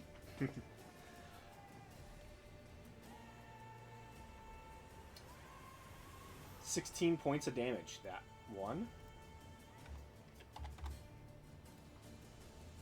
Back to Senti.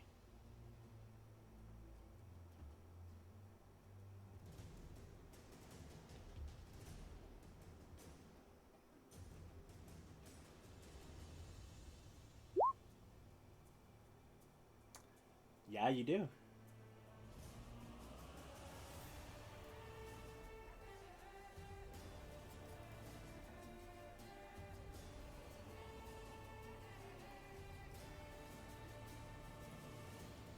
A radiating beam of light shoots forth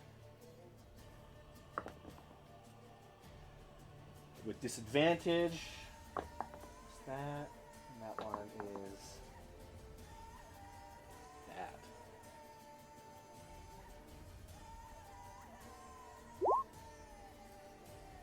Yeah, they both fail.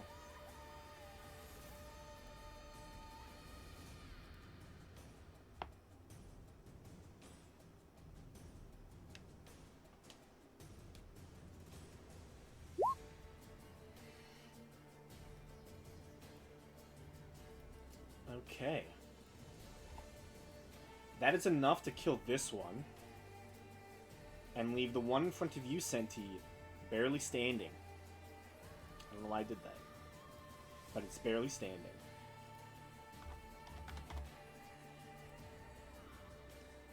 Anything else from you?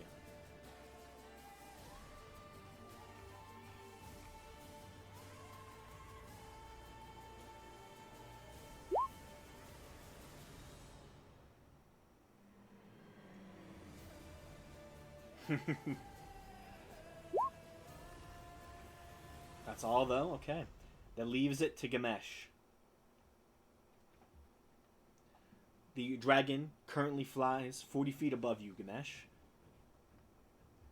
You are prone at the moment as well. What are you doing?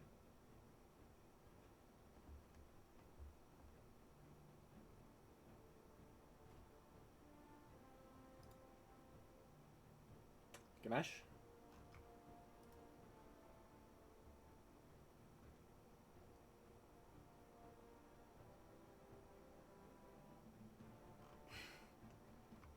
Gamesh?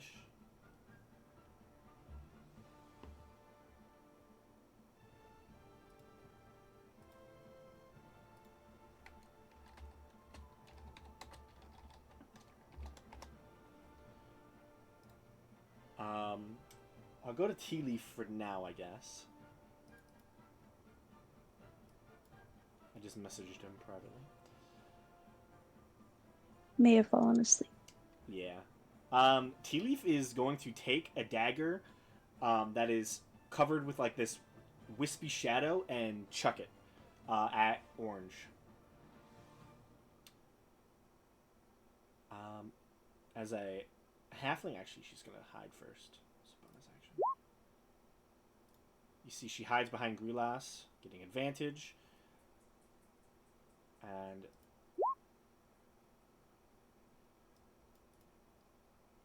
with advantage, I said. Well, that's a nat 20.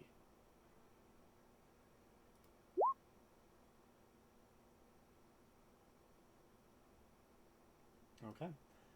You see Tea Leaf as she throws the dagger, as it embeds itself in the entity. You watch as it essentially dies. Suddenly she apparates right next to you, Senti, holding the dagger in her hand still after she just threw it and pulls it out. That is her turn. Are you there, Gamesh?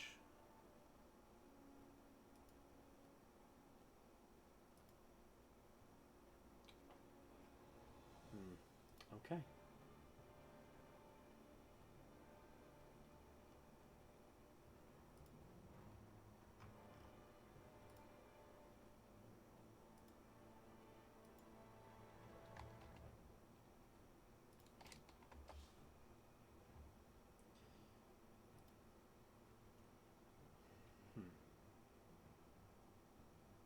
I don't want to go for him.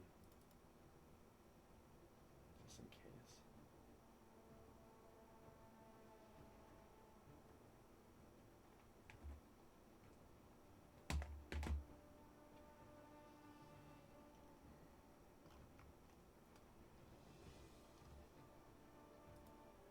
He's holding on to concentration.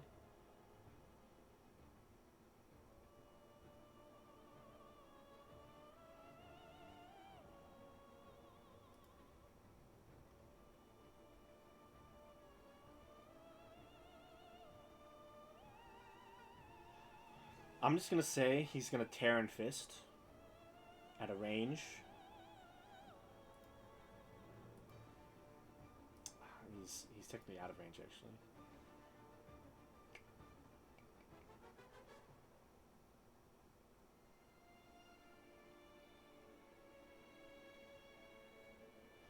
Flying things are not his forte. And yet he won't take Earthbind.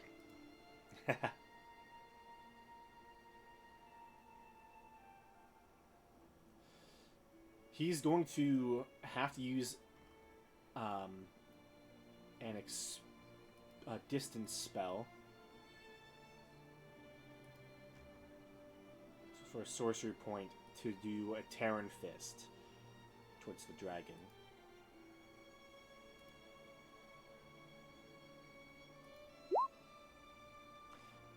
Technically, this is a disadvantage. Let me do that. That hits. Take the first one.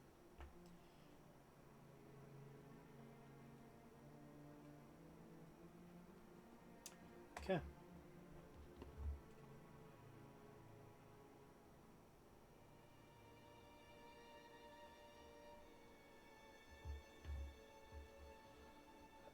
At his dragon's turn, it does not get its fiery breath back.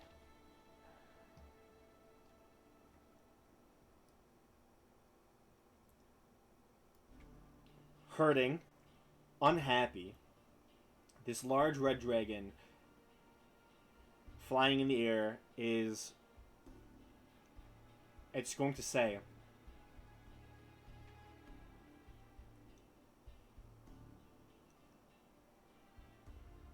I've seen your faces, and I'll see you again real soon.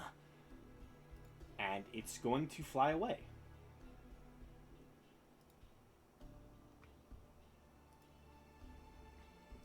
Fucking bitch. You watch as it quickly just dashes with its fly speed, and it's going to fly 160 feet away.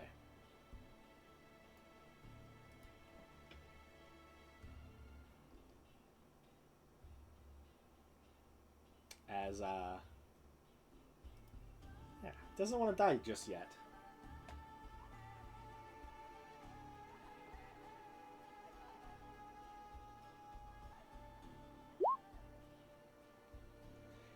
Yeah, a red dragon as well. It's smart enough. It's definitely smart enough to know when it's been beaten.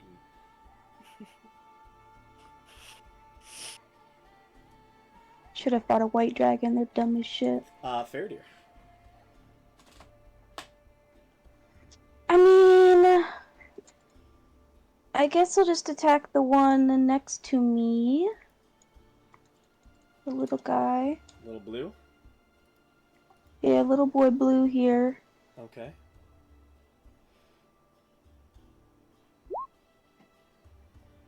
That hits.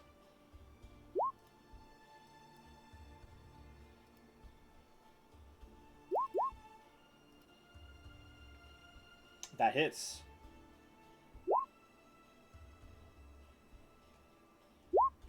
Hold up.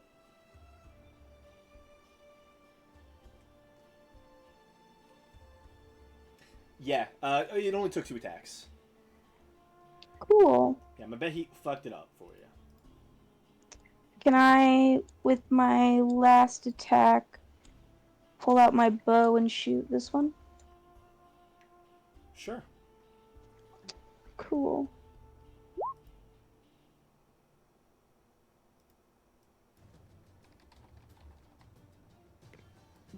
$22. 22 hits. That is enough. Cool. Pick off the last few. Yeah, that is all of them. Except for the 3 That's with my the baggy turn. ones. Oh yeah, we should skedaddle before those come back, huh? They probably won't come back because I think they're native to the fire plane. I think, maybe. It's true. They might be element. No, they're undead, right? They're not elementals. Yeah, they are undead. So they'll probably come back. And yeah, Belloc is still down. So that's Faradu's turn. Seer. I mean, I can't do anything about it. We need our healer to do something. Who needs to be healed? Belric? Yep. Yeah. Belloc is unconscious.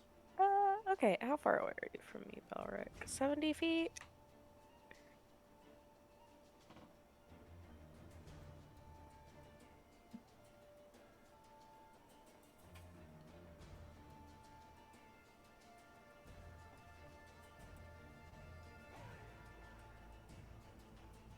Where are you?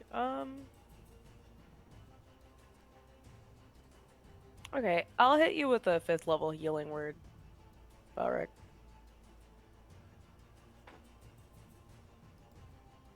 5d4 plus 3.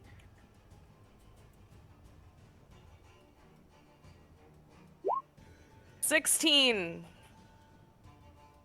Thank you. Did you have to get closer to Belric to do that?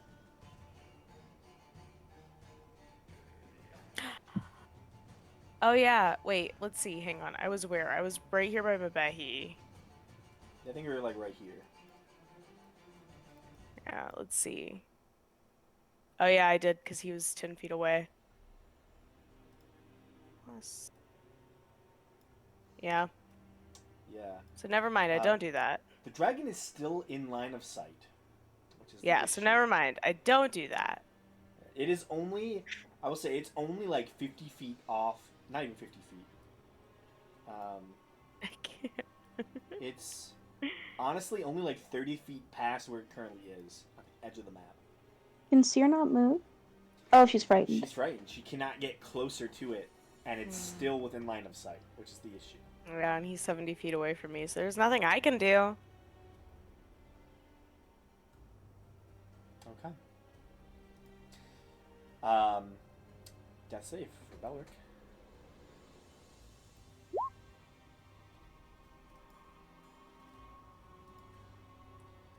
Okay, so another success. Behi can full on dash to get to him using a bonus action and movement. Can just get through right there. Gamesh. I mean, not Gamesh. Belric.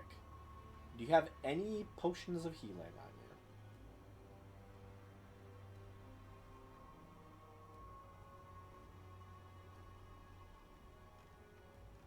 you? No, I don't think so.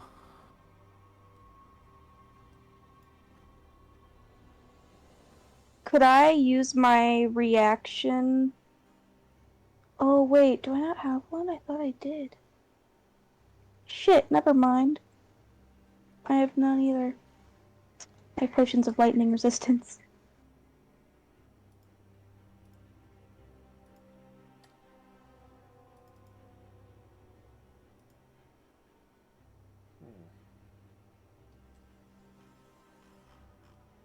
Yeah, I bet he doesn't Is have any. Senti frightened too? No, Senti is immune, actually. Okay. skip to Senti. He's not totally fucked then. Nah. Also, he's making most of his saves, so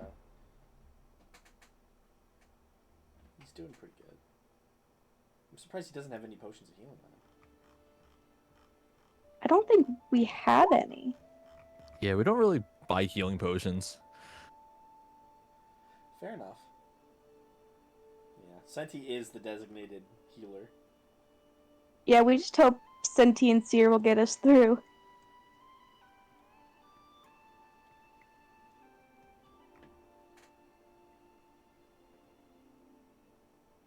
Okay.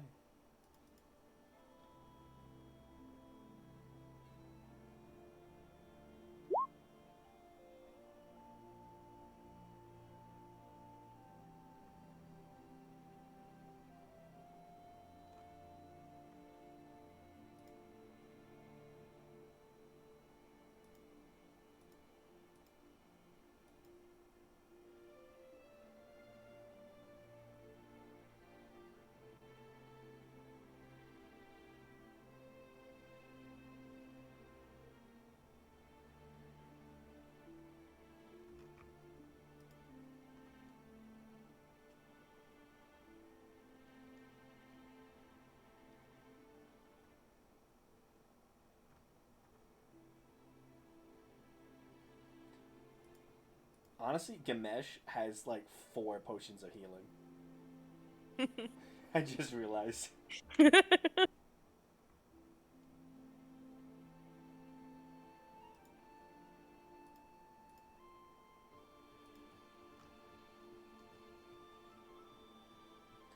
Most of you are fairly hurt. I think. Just know that some of the health points that you have cannot be rehealed. You have to take a long rest to get rid of those.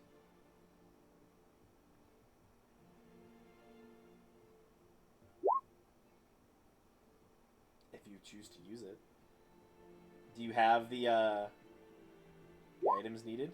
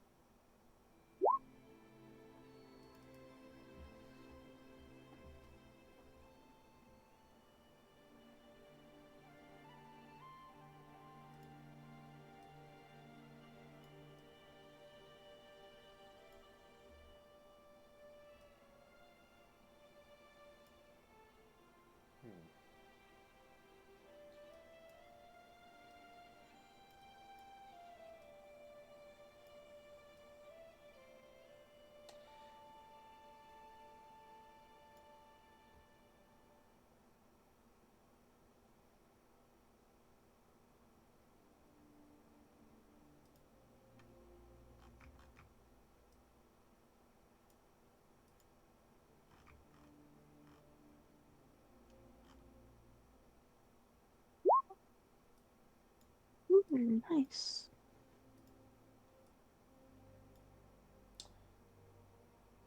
Yeah, you can only really get that many people. So 23 healing to all of them.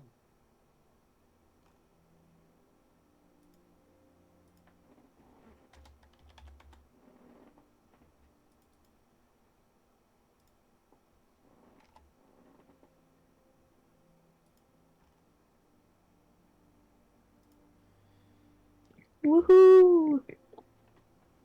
So, with that, Balric is up. Ganesh can't do anything unless he wishes to drop the banishment. Thus, I don't know if he would want to do that.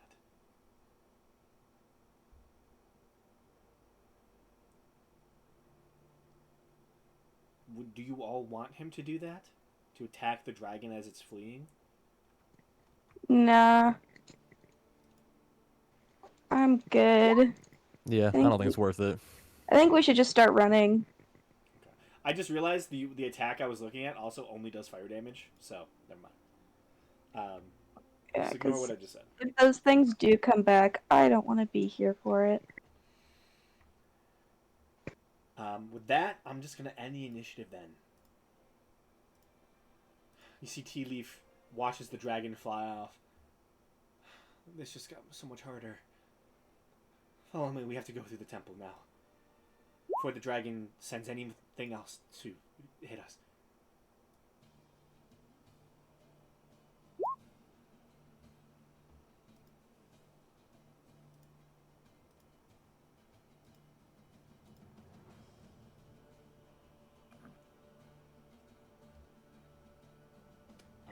Okay, into the temple we go.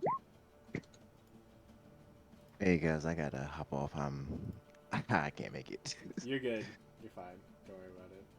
All right, guys, take it easy. Take it easy.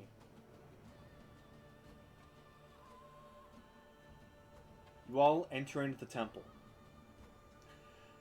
You see a large chamber covered with ancient looking massive spider webs. Many of them as thick as your arms, your legs, and it is an eerie sight.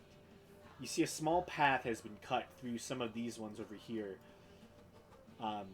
as you do see what seems to be some sort of side hole dug out into the wall, revealing a massive corridor filled with spidery webs.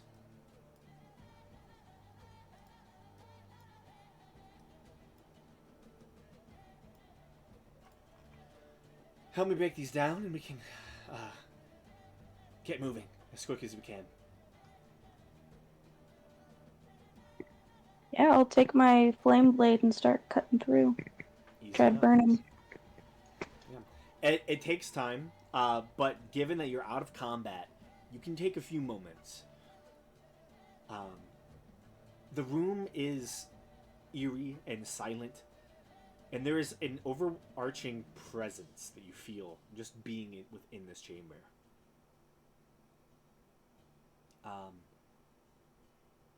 You can probably see some uncertainty from Gamesh as you are all in this chamber, and he keeps looking towards the back of the room.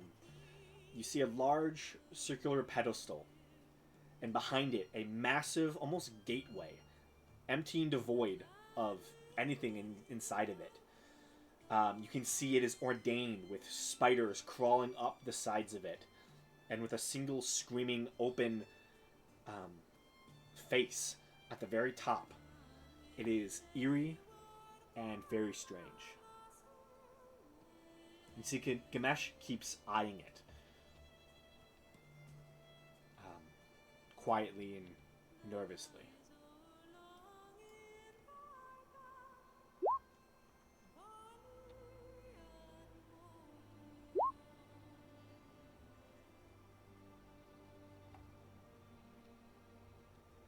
Do you say that out loud?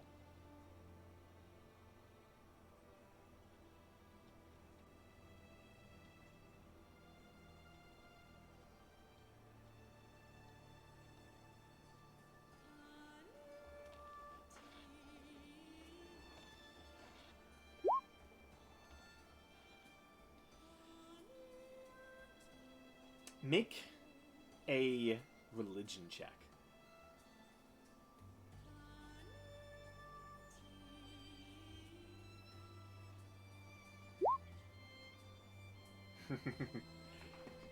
You don't see like actual spiders. Just make a religion check. Like there are webs, like these massive thick webs. There's no actual spiders in this room. Just to say it. Is this just how they decorate temples of Lul? It's interior design.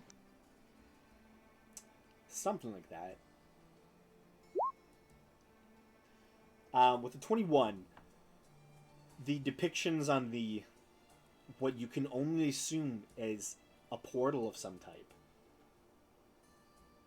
You clearly understand that this is a temple to Lolth. That portal probably leads directly to her plane. It is currently well sealed and shut, but you begin to realize that this room is so closely connected with her. You watch as a part of the chamber, webs shoot out of the bricks on the walls and connect to some of these pillars. The room itself acts as if it's a spider. It creates its own webbing and is eerily and strangely watching you as you cut down its massive webbing that occupies this chamber. Cool, that's so gross. It takes you probably about a minute or so to fully hack through many of these spider webs and get deeper into the tunnel to where they stop forming in front of you. As you continue down this kind of carved pathway through the solid stone here, you turn as you hear strange the whipping sounds as you watch as the webs connect themselves again and the tunnel seems to close behind you, the webs engulfing the distant site of the temple.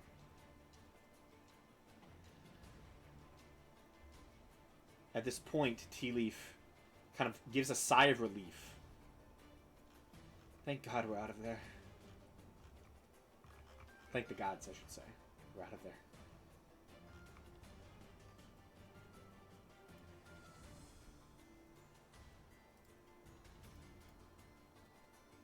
It used to be well, the last time I was in there, we were stopping Wolf from coming out.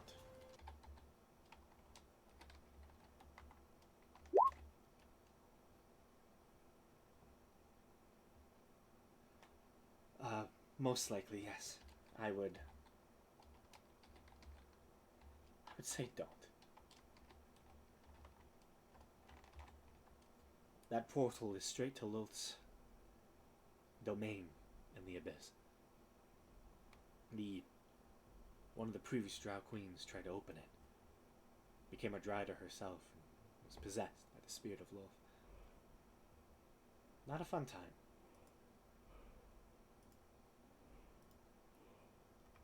But we killed her.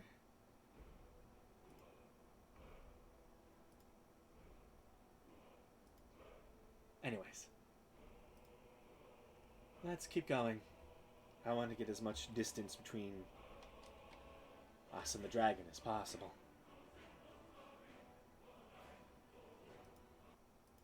You all did very well. I personally, I was expecting you to run with me, not fight it, but you survived. We have a bit of experience fighting dragons. I can see that, but that was not a scenario I knew we could win. Came close, though.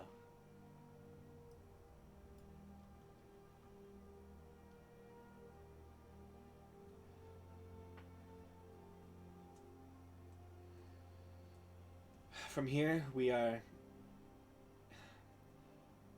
in the home stretch.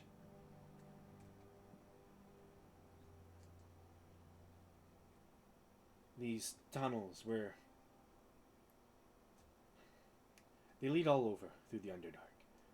From here we can find our way deeper. Prepare yourselves, it's going to get a little warmer as we keep going.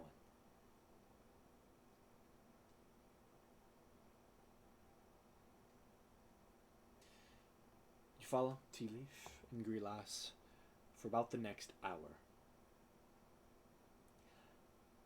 The tunnels that you walk through crisscross and meet up with dozens, hundreds of other tunnel structures. It's as if the entire Underdark here is a labyrinth. Most of it is darkness. Small patches of light-giving mushrooms and strange underground plants. The walk is quiet, eerie.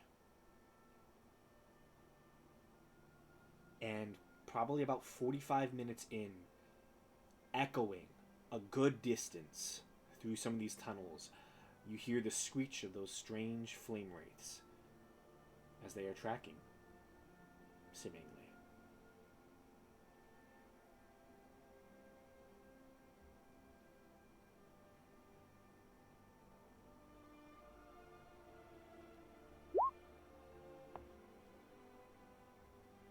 If you would want to, it would be useful, for sure.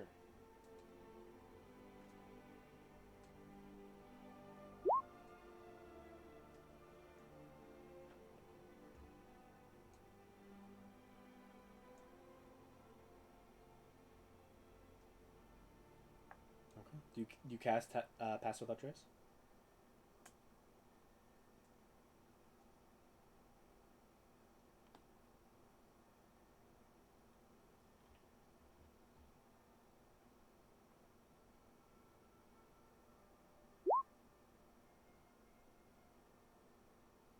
Okay.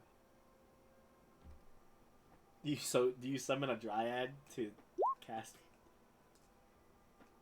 I mean, yeah, you can definitely do that.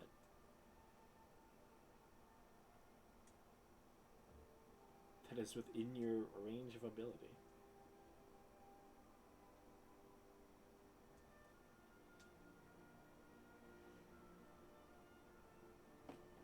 What's the limit on people for Pass Without Trace?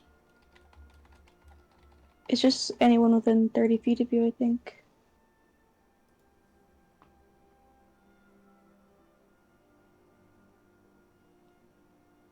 Yeah, it is. Yeah. So, summoning 2 dryads, they can cast Pass Without Trace, and suddenly, you are engulfed in shadows and no longer seem to be leaving a trail behind you. Travel for a few more hours, and the screeches get even further, more and more distant. Barely noticing them within the slightly quiet, dull, echoing halls and tunnels.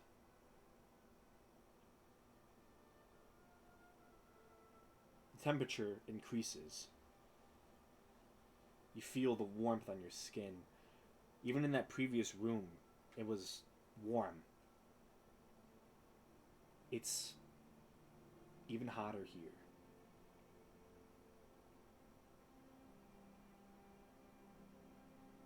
Sweat begins to percolate all over all of you. And you quickly begin to realize that it starts opening up once more. You see Grilas teleports 60 feet in front and looks out. Turns back to all of you with wide eyes. And as you all approach, you see what she saw. Another massive open chasm. You can see what looks to be some drow citadel that has been leveled. Whereas the others have been marred by the mark of conquest, it seems that this drow citadel didn't deserve that. It is completely engulfed in magma and rock. All of its fields are filled with molten miniature volcanoes spewing up magma. And you see an army being built, forged here in this room. This massive underground chasm that stretches miles. In the distance, you can see massive elemental constructs, those same entities that almost broke the walls of Bordor. Whereas there were only 2 there, this time you see 16 of them. Most are under construction, but there are at least 4 that are actively moving and walking around. Massive magma elementals.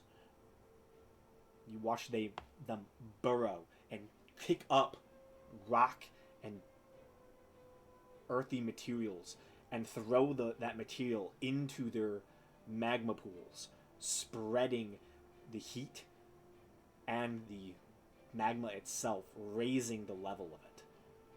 You watch as they pull strange magma oozes, and all these entities are just being forged within this massive room. The numbers here are astounding.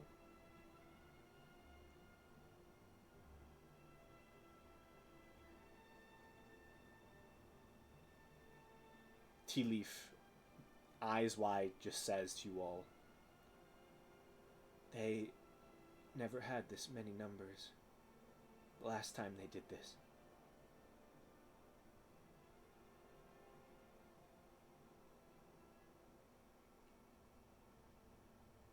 You watch probably about 100,000 of these entities marching in separate columns into all different sorts of passageways carved and burrowed through the earth. Grilas, what? You know the cardinal directions better down here. Where are they heading? It looks... 3 of them are going south. Those 2 seem to be heading east. Most likely towards Don Willow and the Outer Lands. The one's going south, I don't... You see her face kind of changes. They must be hitting the other kingdom. Looks down to Tea Leaf. I think they're attacking the minks. Perhaps even further.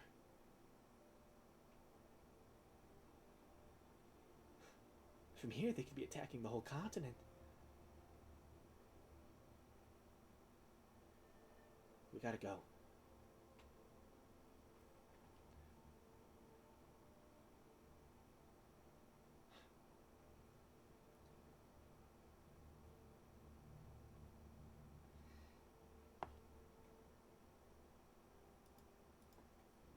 This pass without trace, how long will it last?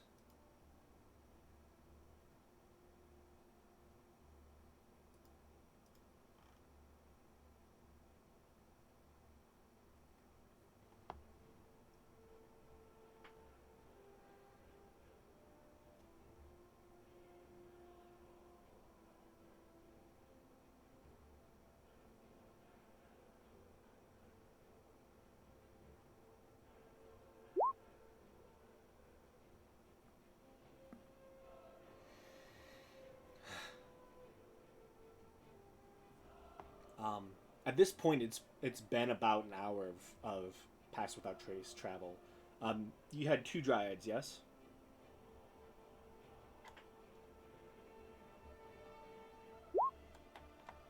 Okay.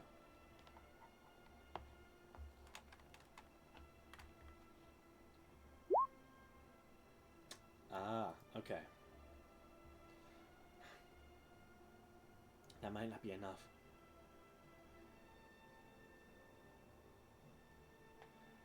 I don't see a way to sneak through here.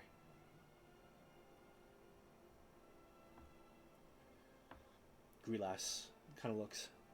We could maybe take the edge of this cliffside that takes us right past the summit of the city. I don't know. We can't cross the ground. It's all magma and lava. We'd burned her crisp.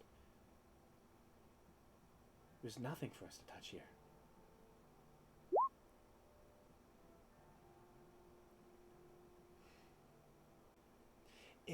If we could fly over this, maybe.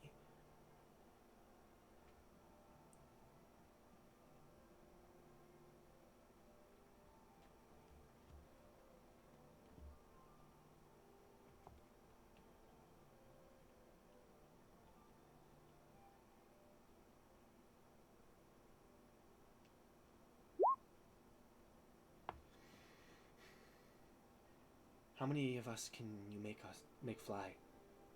Um,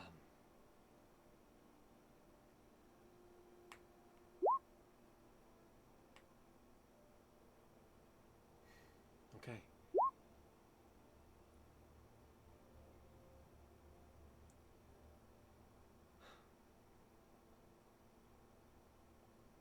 I think that might be the best bet to get through this chamber.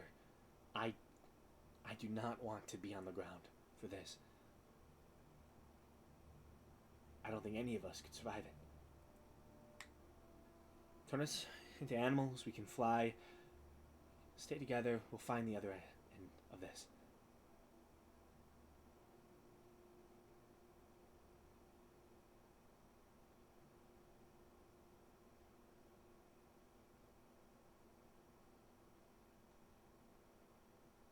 Okay.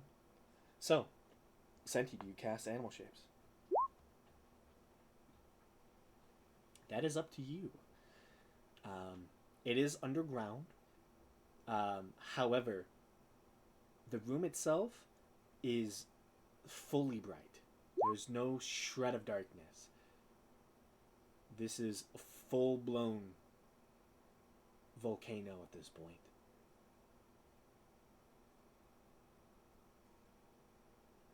Can you make us something fast? Oh, by the way, Like a peregrine falcon. Fastest flying bird. Seer, Yes. make a history check. Okay. I miss my glasses so much.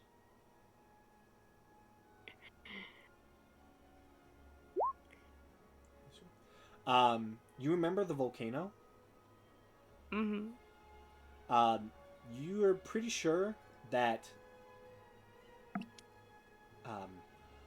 parts of this chamber, the way the magma is flowing out of some of the walls, and you believe that this is probably within magma. So you're in the Underdark below where that volcano is. Okay. There's lava, falling from the ceiling at slight locations. It We're is- inside a volcano, guys. Basically, yeah. I do say that. I will tell the group we're inside a volcano. I don't think it's important, but I feel like we kind of knew that. yeah, but like it's a volcano on the outside too. You know? Mhm. Great, so it's an escape. If we really want to fuck ourselves over by swimming in lava. We just It only does 18d10 damage per round. Yeah. we escape by causing the volcano to erupt. Yeah, and we treat it like a whale's blowhole, Yeah. and we just erupt out of it.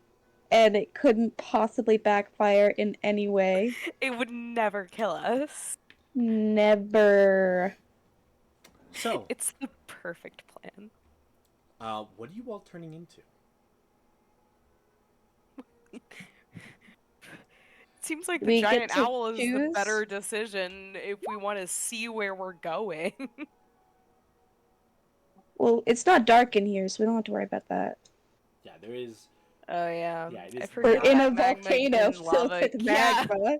Yeah. I forget that gives off light. Mm-hmm. It And does, quite a lot of it. There's so much of it, in fact, that like the old Drow city, which you can kind of see, is basically like its own like giant lava lamp. It's completely engulfed.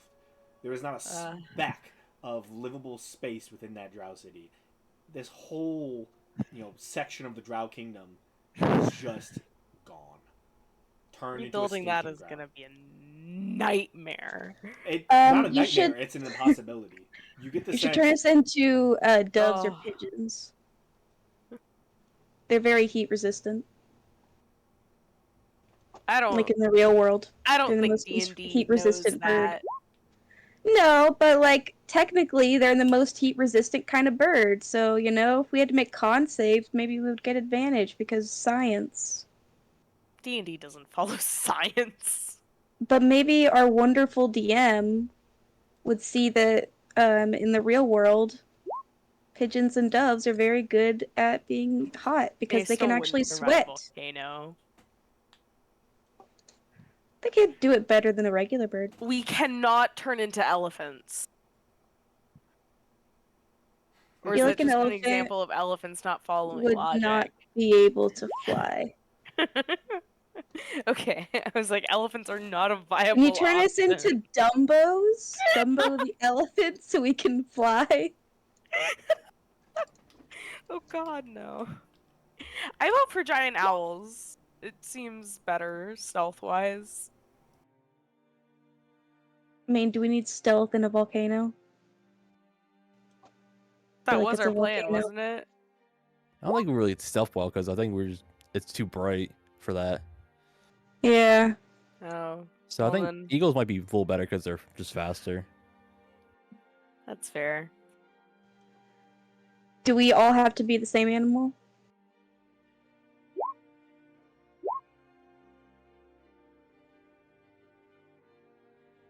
I mean, you might want to be the same speed, though. It'd suck if someone got left behind. Yeah.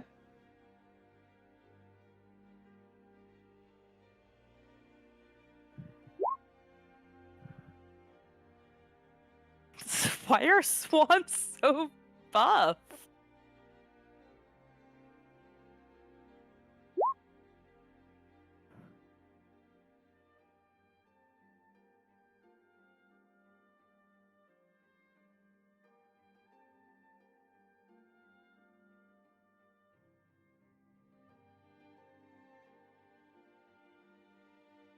Anyway, so is it eagles?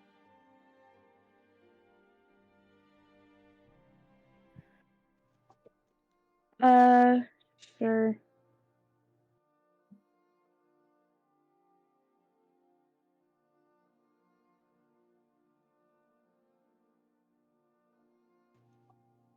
I don't think there's a better option.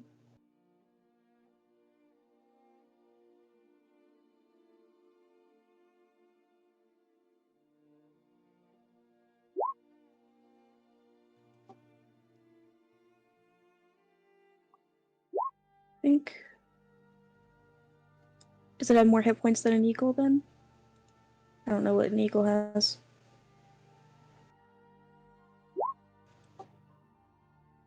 Oh wow! Giant eagle has 3 HP? Holy shit.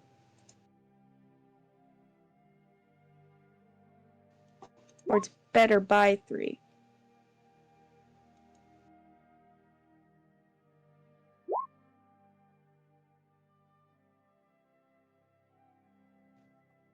Okay, same hit points either way. Um, yeah, I'll be a swan.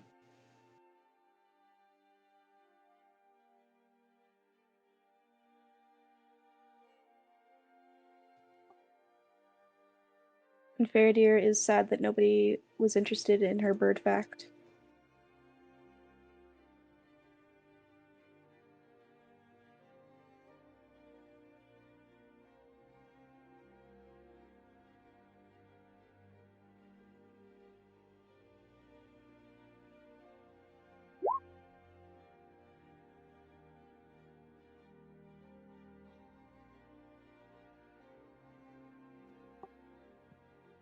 None of you have ever seen a pigeon or a dove.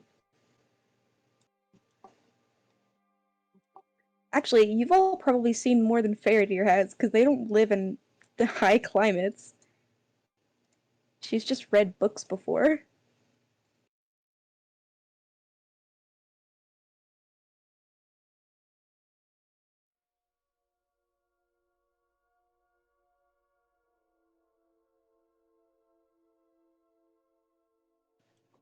Okay, we turn into eagles and fly. Eagles and swans.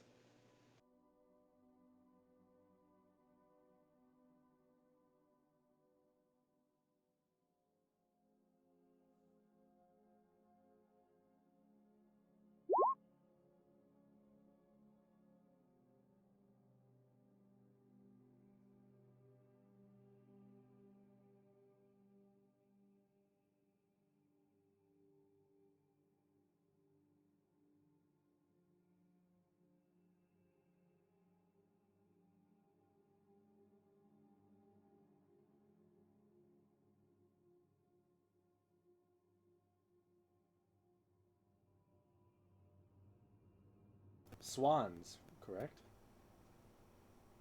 Swans and eagles. Eagles and swans.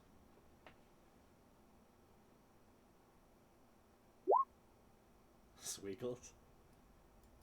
So, all of you will suddenly turn into Swiggles. Mixtures That of would be swans. that would be a wretched combination. Yeah, that'd be the worst bird. It's just an eagle that, like, can sit on the water, I guess. And it's as aggressive as a swan. Yeah, it's aggressive and kind of dumb, Yeah. but also a really good hunter. Yeah. I love that The so worst much. bird. Aggressively dumb. Even, Stupidly aggressive. there's a lot At least of it's birds that not are geese. stupidly Geese are aggressive. more aggressive than swans. God, Sweegle is just a goose. Yeah, it is. Smaller, more agile, but more angry as well. Yeah. And a little bit dumber. Okay, you all form a singular giant goose hydra.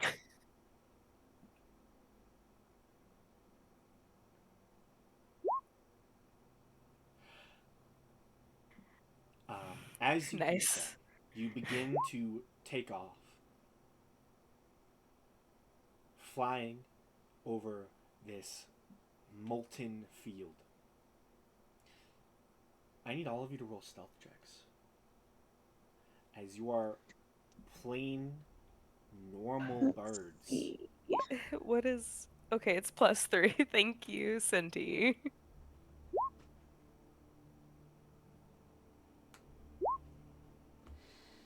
All- 12.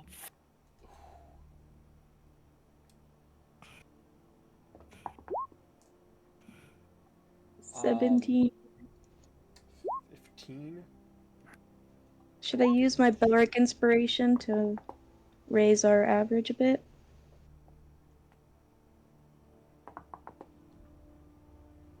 That's a I'll 20. use What's actually? I still have Seer's inspiration. What's Seer's Bardic? Yeah, I'll probably use my my own inspiration I- on my roll. I think Okay. my inspiration is gone now. It only lasts 10 minutes. And it's been like an hour since the Yeah, fight. it's been dragon. more than an hour, honestly. Damn. Well, then I'll use Belric's. I still have that. It's probably 8! So I have a 25. 25. Okay. So let's put the average. 20, 18, 15, 22, a 12, and a 12? What's that first 12 for?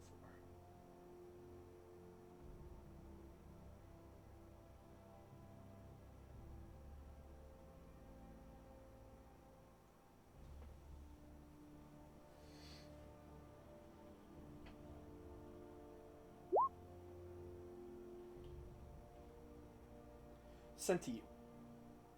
Never mind. You know what I just realized and why I've been so confused recently? The picture for Seer and Dr. Senti is the same but different colors. And they both of their names start with S for like their main character names. And I'm just now getting it. I've been so confused why I keep getting the two of you confused for each other, and now I realize.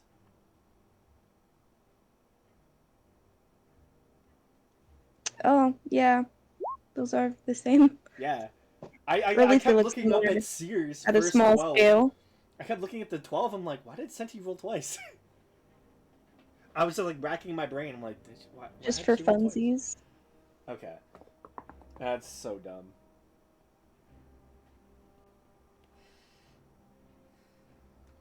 Okay. These swans and eagles take off, flying well above a majority of this chamber. You're probably about 100 feet above many of these entities. You see the devastation they've wrought. They've turned this entire, well, probably would have been a place akin to the kind of mushroom forest or the natural kind of biodiversity of the Underdark. They have shifted it and warped it into a molten lava field, bubbling and boiling, expanding at the edges. You watch as pieces of the ceiling fall in, massive boulders and rocks that are incinerated as they get close enough to the magma, and pieces of magma itself that fall from the ceiling. They gentrified it. Yeah, for lava creatures, they gentrified it. It will never be the same again. The culture, the history, it's not there anymore.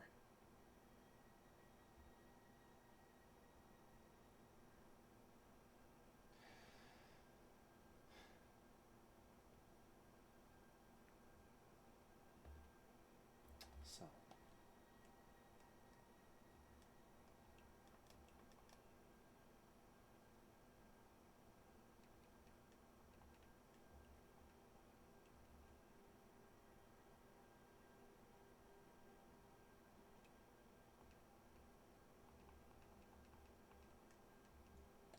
let's see here.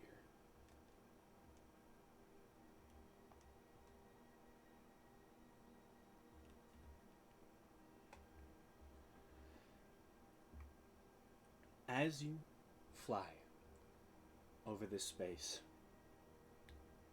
who is leading the pack of birds?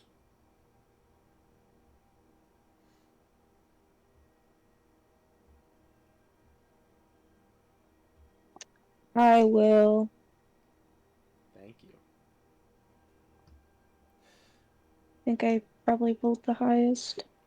Roll a perception check with your bird wisdom. Oh, my bird wisdom. The I thought you wisdom. kept mental stats whenever you changed into animals. There's the target's game statistics are replaced by the statistics of the beast chosen. Though the target remains its alignment and intelligence. Oh, it does remain it remains intelligence scores. So roll with your normal. Amazing. Anyone want to give me the help action? Yeah, I'll help out. Yay! I am pretty good at perception. Wahoo! Yeah. Faradir, leading the charge with your expert perception, you are able to navigate this space and avoid any threats that come across your bird party as you dodge, small streams of molten rock that stream from the ceiling, or even rocks themselves, and are able to easily guide your entire group stealthily through and over this massive forward operating base. And you come out the other side, finding a almost continuation of those massive sets of tunnels. And it seems, out of the hundreds of thousands of enemies that you flew over for the past, probably with a bird's speed, I say it's very fast, so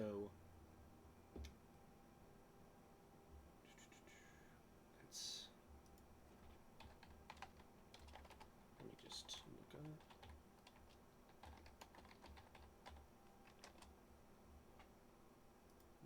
Quickly.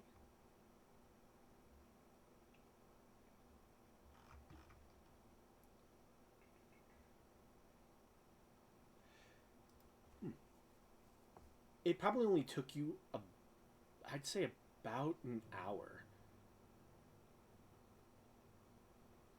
to traverse the about 4 miles of enemy encampment. Eventually, you all in your bird forms find the end and begin to fly down these new tunnels, and quickly find that the darkness quickly engulfs the space, and you are probably forced to unbird yourselves. Bird privileges revoked. I mean, you can try to fly blind, but No.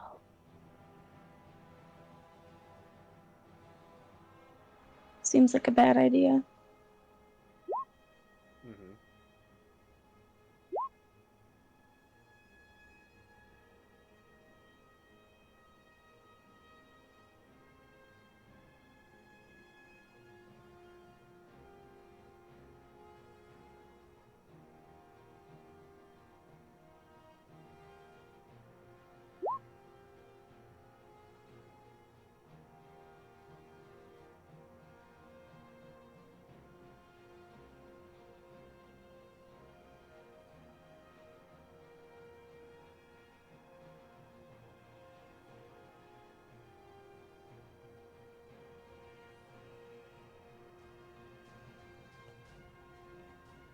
Okay.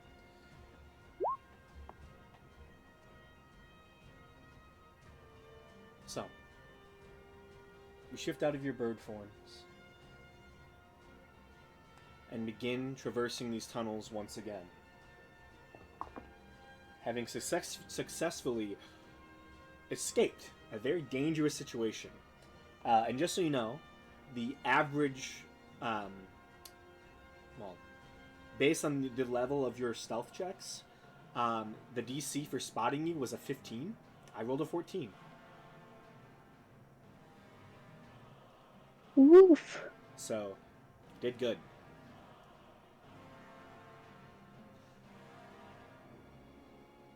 With your two guides leading you further and deeper into these tunneled systems, travel for another few hours. About 3, in fact. The day's journey begins to hit you. At this point, you're starting to run low on energy, on magics, and from magics, and mundane running and travel and fighting. You're hitting close to those 8 hours, and know that you're probably going to have to camp one more night at least down here.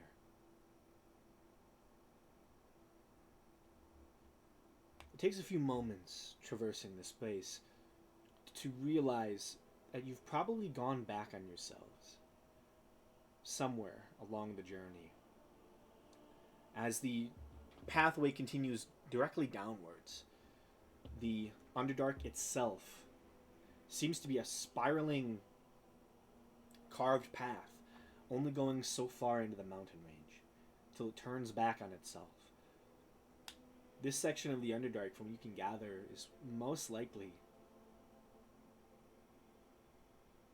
purely where you've been traveling, connected to this all-encompassing section of the Underdark, in which you have spent a lot of your time. The mountains around the Red Fort in Borodor. And most likely, as you're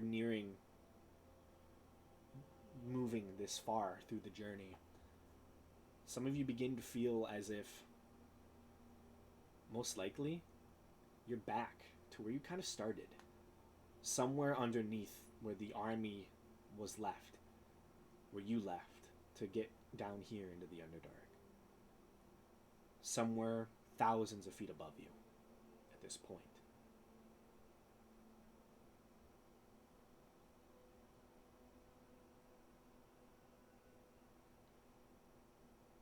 And as you near the end of your travels, you begin to see distant light peek through small cracks in the stonework.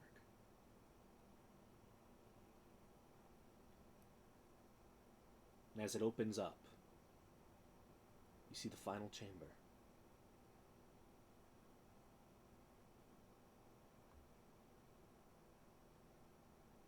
This section of the Underdark is the largest you've seen.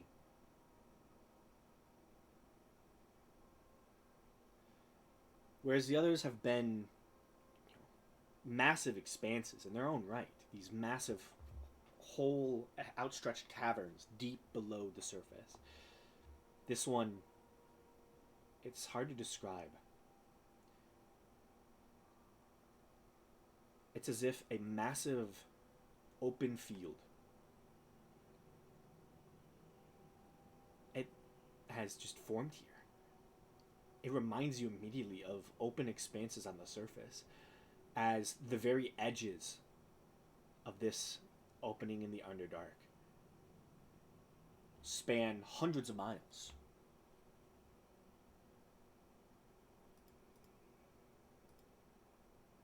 From what you can only guess and assume, this space most likely encompasses the entire underground section remaining here in the Underdark, of the mountains that you sit above you. Essentially, this underground space is an open cavern deep, deep below the Earth's surface, stretching all the way probably we'll go from about here to here on the map.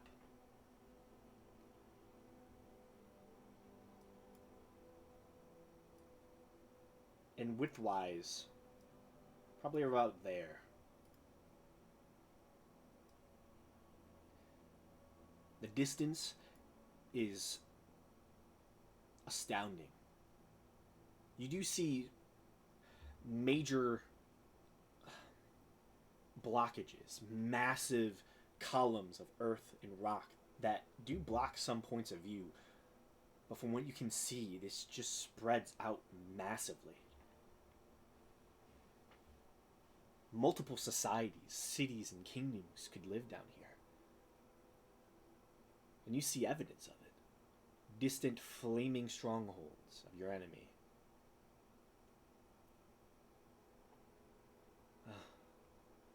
This is it.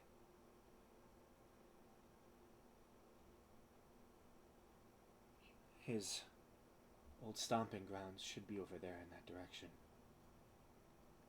She points off, kind of further southward from where you currently are, at a strange angle. Essentially, underground, you are about here. She seems to point somewhere over in this direction, deep in the Underdark.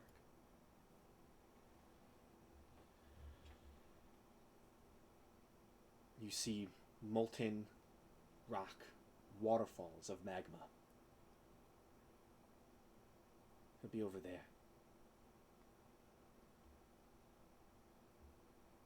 That's where his previous encampment was.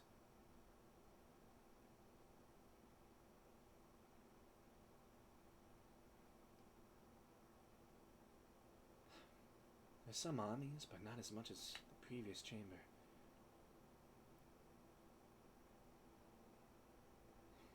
Things might change in the morning. Once the dragon alerts him to our presence here, I suspect things will change. Teal'c looks back at all of you. If you want to rest, I would rest now. And tomorrow, I think, it'll be the end of this long journey.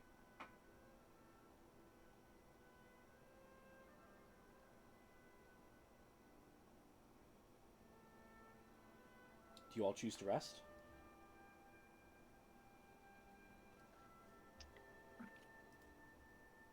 We should, probably right? should. Like, Yeah. Yep. Probably won't be the last time. yeah.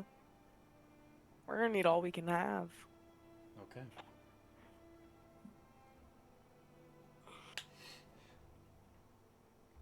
You all take a solace moment to rest. You find any space you're able to, nooks and crannies, overlooking this massive expanse. You see the distant waterfalls and strange glowing sections of this vast Underdark chasm.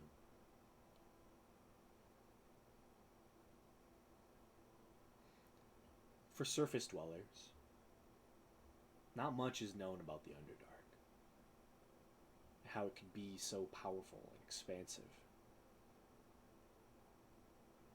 Seeing the true size of it, the hollowness within the earth, it's quite a show.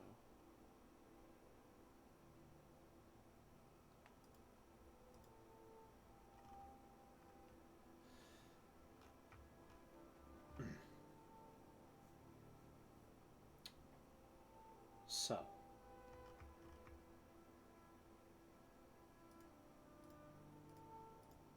magic item time.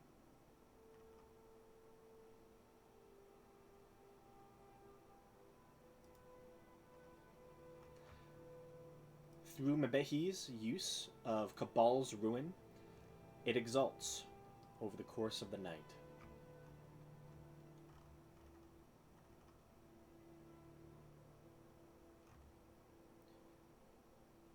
Bringing with it newfound power. Specifically,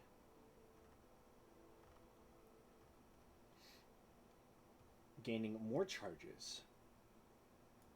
You're gaining 1d6 plus 4 charges daily at dawn, which Mebehi will regain a solid 7 charges.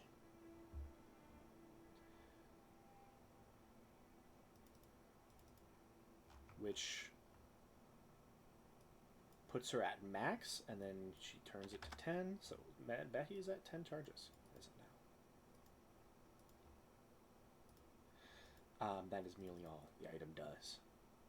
That is an extra 10d6 of lightning damage Mebehi can do per day. Or at least for now.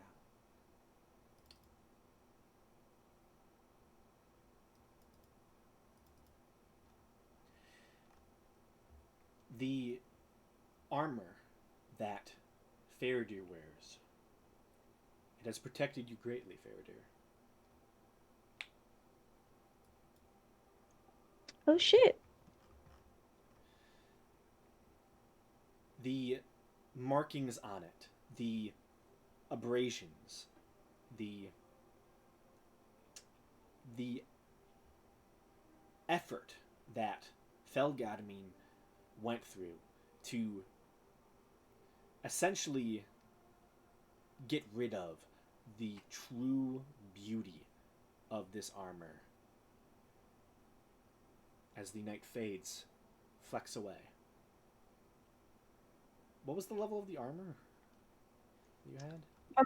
Let me see. I fully do not know. Was it a +2? It's not in our items. It is not, but for the item on you, what does it say? Oh, here it is. Currently, it's a +2. A +2, okay. It's the last flecks of that dark burn fades from the armor. The armor exalts, becomes a +3 AC to armor. Additionally, if you are knocked unconscious by an attack or spell, a blast of healing flame surrounds you. You immediately regain 1 hit point and are lifted to your feet. All enemy creatures within 10 feet of you suffer 2d6 fire damage. You can only use it once per long rest. Nice. Will you update the Yeah, I'm about to make... stat block for it? I'm about to make a handout as well. I did find it. There is one. It's just like at the top of the handouts and not in the magic items Oh, folder. it is. I see that. It's probably because it was the last one I gave out. There's the rest of the Exalted list for that, and I will put it in the magic items right now. Right where it should go, which is P, which is before S. Definitely didn't just sing the ABC song in my head. I have to do that all the time, man. It's, yeah, they need to find a better way to teach that, honestly. I think it's just how they teach it.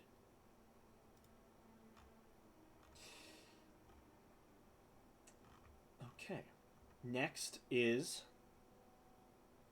the Kiss of the Changebringer.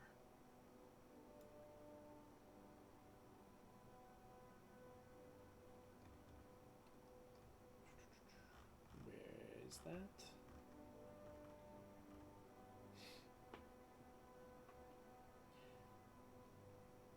The Kiss of the Changebringer. It exalts as well, knowing you are on the precipice of this final journey. It increases its saving throw bonus to a +3. You become immune to being paralyzed and petrified, as well as the grappled and restrained conditions. Whenever you make an attack roll, an ability check, or a saving throw, you can choose to roll an additional d20, essentially gaining a luck point.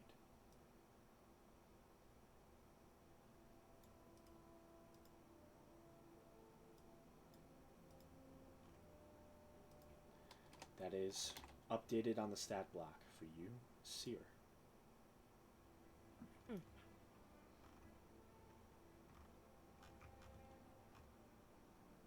Next, Honor's Last Stand, currently wielded by Senti. You avoided hits in this last battle, thankfully, due to this shield.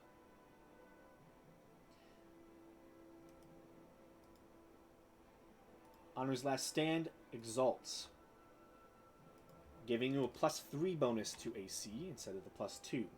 Additionally, using a bonus action, you can protect an adjacent ally, imparting +3 to their AC until the beginning of your next turn, or when they are no longer adjacent to you, whichever comes first.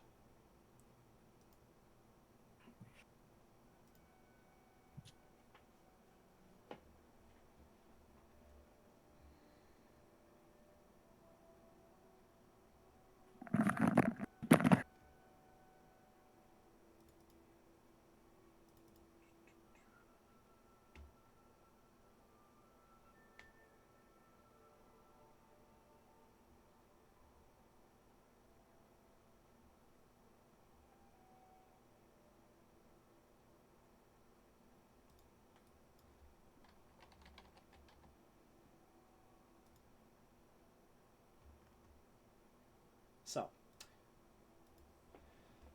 as Belric sleeps through the night, he hears distant melodies. The protections and duty of Belric are not done. And after a tough day of combat and loss,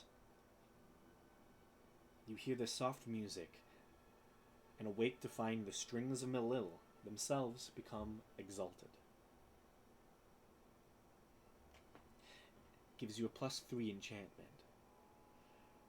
The D8 inspiration die turns into a D12 inspiration die. And as we have kind of changed it a little bit, the Gift of Melil adds 2 new bard spells to your list.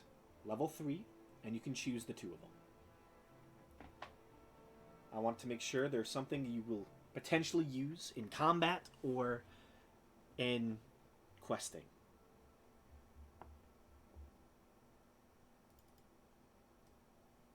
Yeah, okay.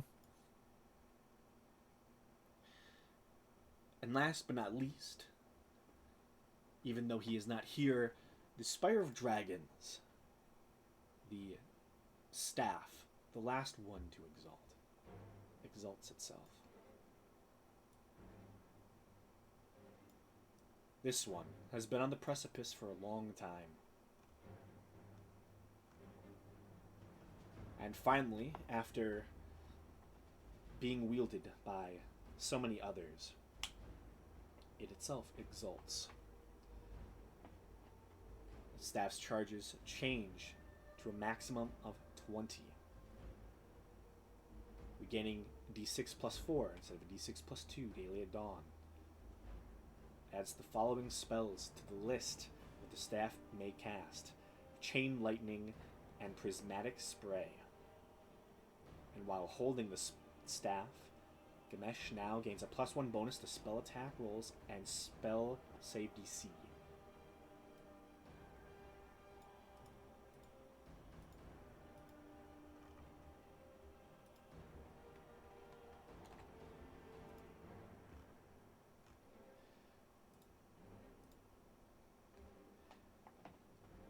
As you all awaken, finding yourselves stronger than ever before, the newfound power as it rushes through you this morning fills you all with happiness.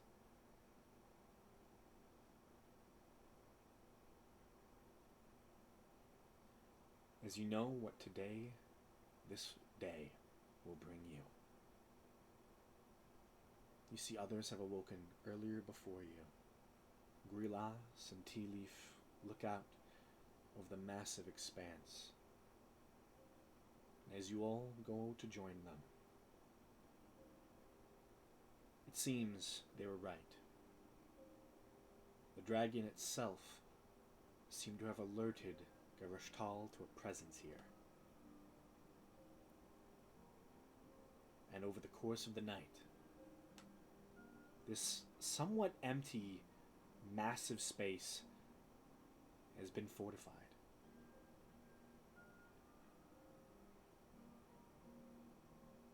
You see all of the creatures you have fought thus far. The large constructs, the massive, fiery magma elementals, and you see armies of obsidian soldiers marching.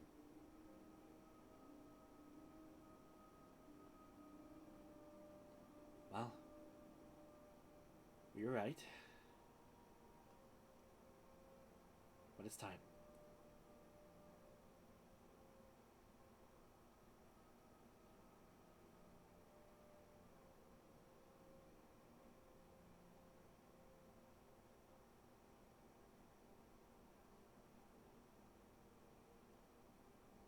Me and Grilas, we've been talking. The two of us, I believe we can make a distraction. I don't know how big we can get it, but, well, we can draw enough of his eyes towards us. Might make it easier for you.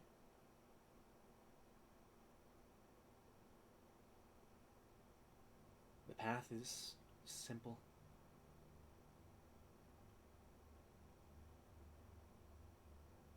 Down to the south, through the magma waterfall,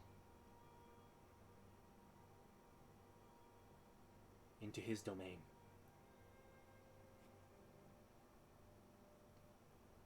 I personally have never been there, but I've heard the stories. The history of the drought speaks it plainly. It was a warning for us. We didn't listen. Past the magma waterfall extends his domain. It is hot and dangerous. If you have ways to fight the heat, use it.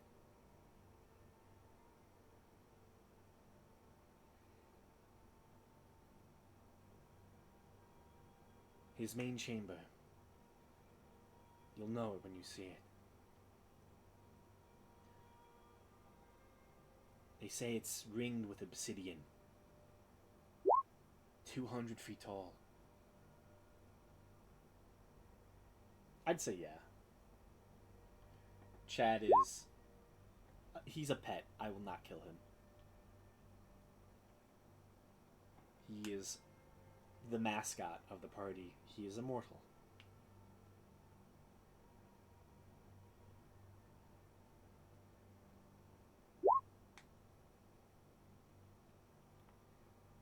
Find a way through the obsidian walls, and you'll find Gereshtal.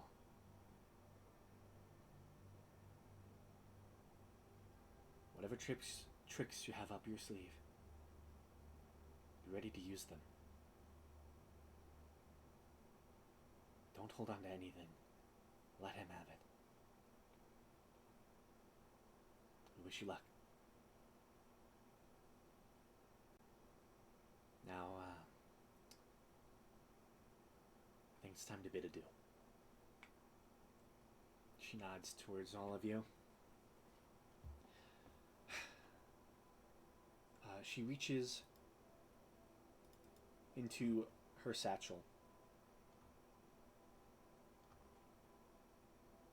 and begins pulling out small items and giving them off to Grilas. She has a few extra spare healing potions. You see her glamored studded leather armor suddenly turns to match the surrounding terrain.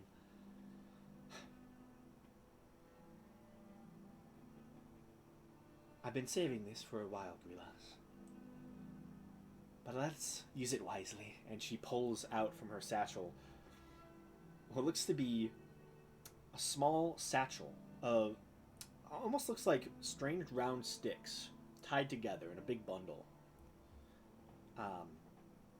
With what looks to be a fuse at the end.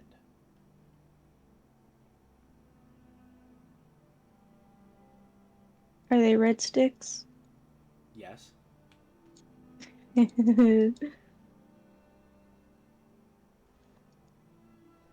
I stole this when I was younger in Southron.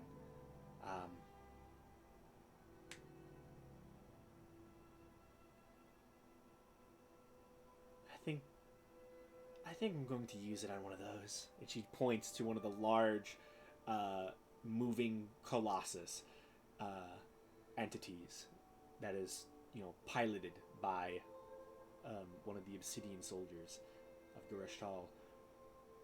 Good luck. And when you hear the explosion, which you will, know we were successful. Grilas, I'm trusting this to you. You can teleport in darkness. And I think you'll be better at this. Good luck. Hopefully I see you again.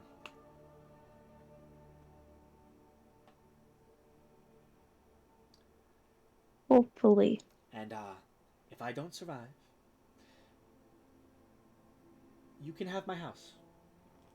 A nice summer retreat deep in the heart of the Underdark, and a mushroom hive mind society. Just like home. It is. Good luck. That is actually very similar to home. It's like exactly like home, yeah. It's a summer cottage. Whose name goes on the deed? Probably doesn't have a deed, honestly. Probably. Illegal squatting. Basically. Squatters' rights. I mean, the Myconoids probably don't understand lying too much. So, like, if you just say, yeah, she gave it to me, they won't know anyways. Yeah. So we kill her and steal her house. And her dynamite. We don't need her house, but Hey, do it if we I'll wanted write a to. deed for it. I'll make a deed. It will be recognized by no government. Yeah. But something I should mention, probably Seer would know this. When you're in Southron, many of the drow there did have dynamite when you were in the city of Midas. So the fact that she got it from Southron fits. And you probably know where she stole it from. Nice. Good for her. Mm-hmm. But with that, I'm going to end the session there tonight as you prepare yourselves to head to Garish Hall. Yeah. I gotta go to bed. Yeah, it's late. Good night. Have a good night. Good session, all. Yes, thank Yay, you. good night. Yep. Good night. If you have any questions about your vestige, Belric, let me know. Oh, okay. Yep. I'll let you know later which spells I picked too. Gotcha. I know you haven't. I want you to be able to use them. I want them to be spells you want to use. So. Yep. Yeah, it's just kind of hard to do in combat sometimes. That's why I try to pick more like utility spells like outside of combat. Which is all good by me, honestly. Yeah. But have a good night, bud. Yep. You too.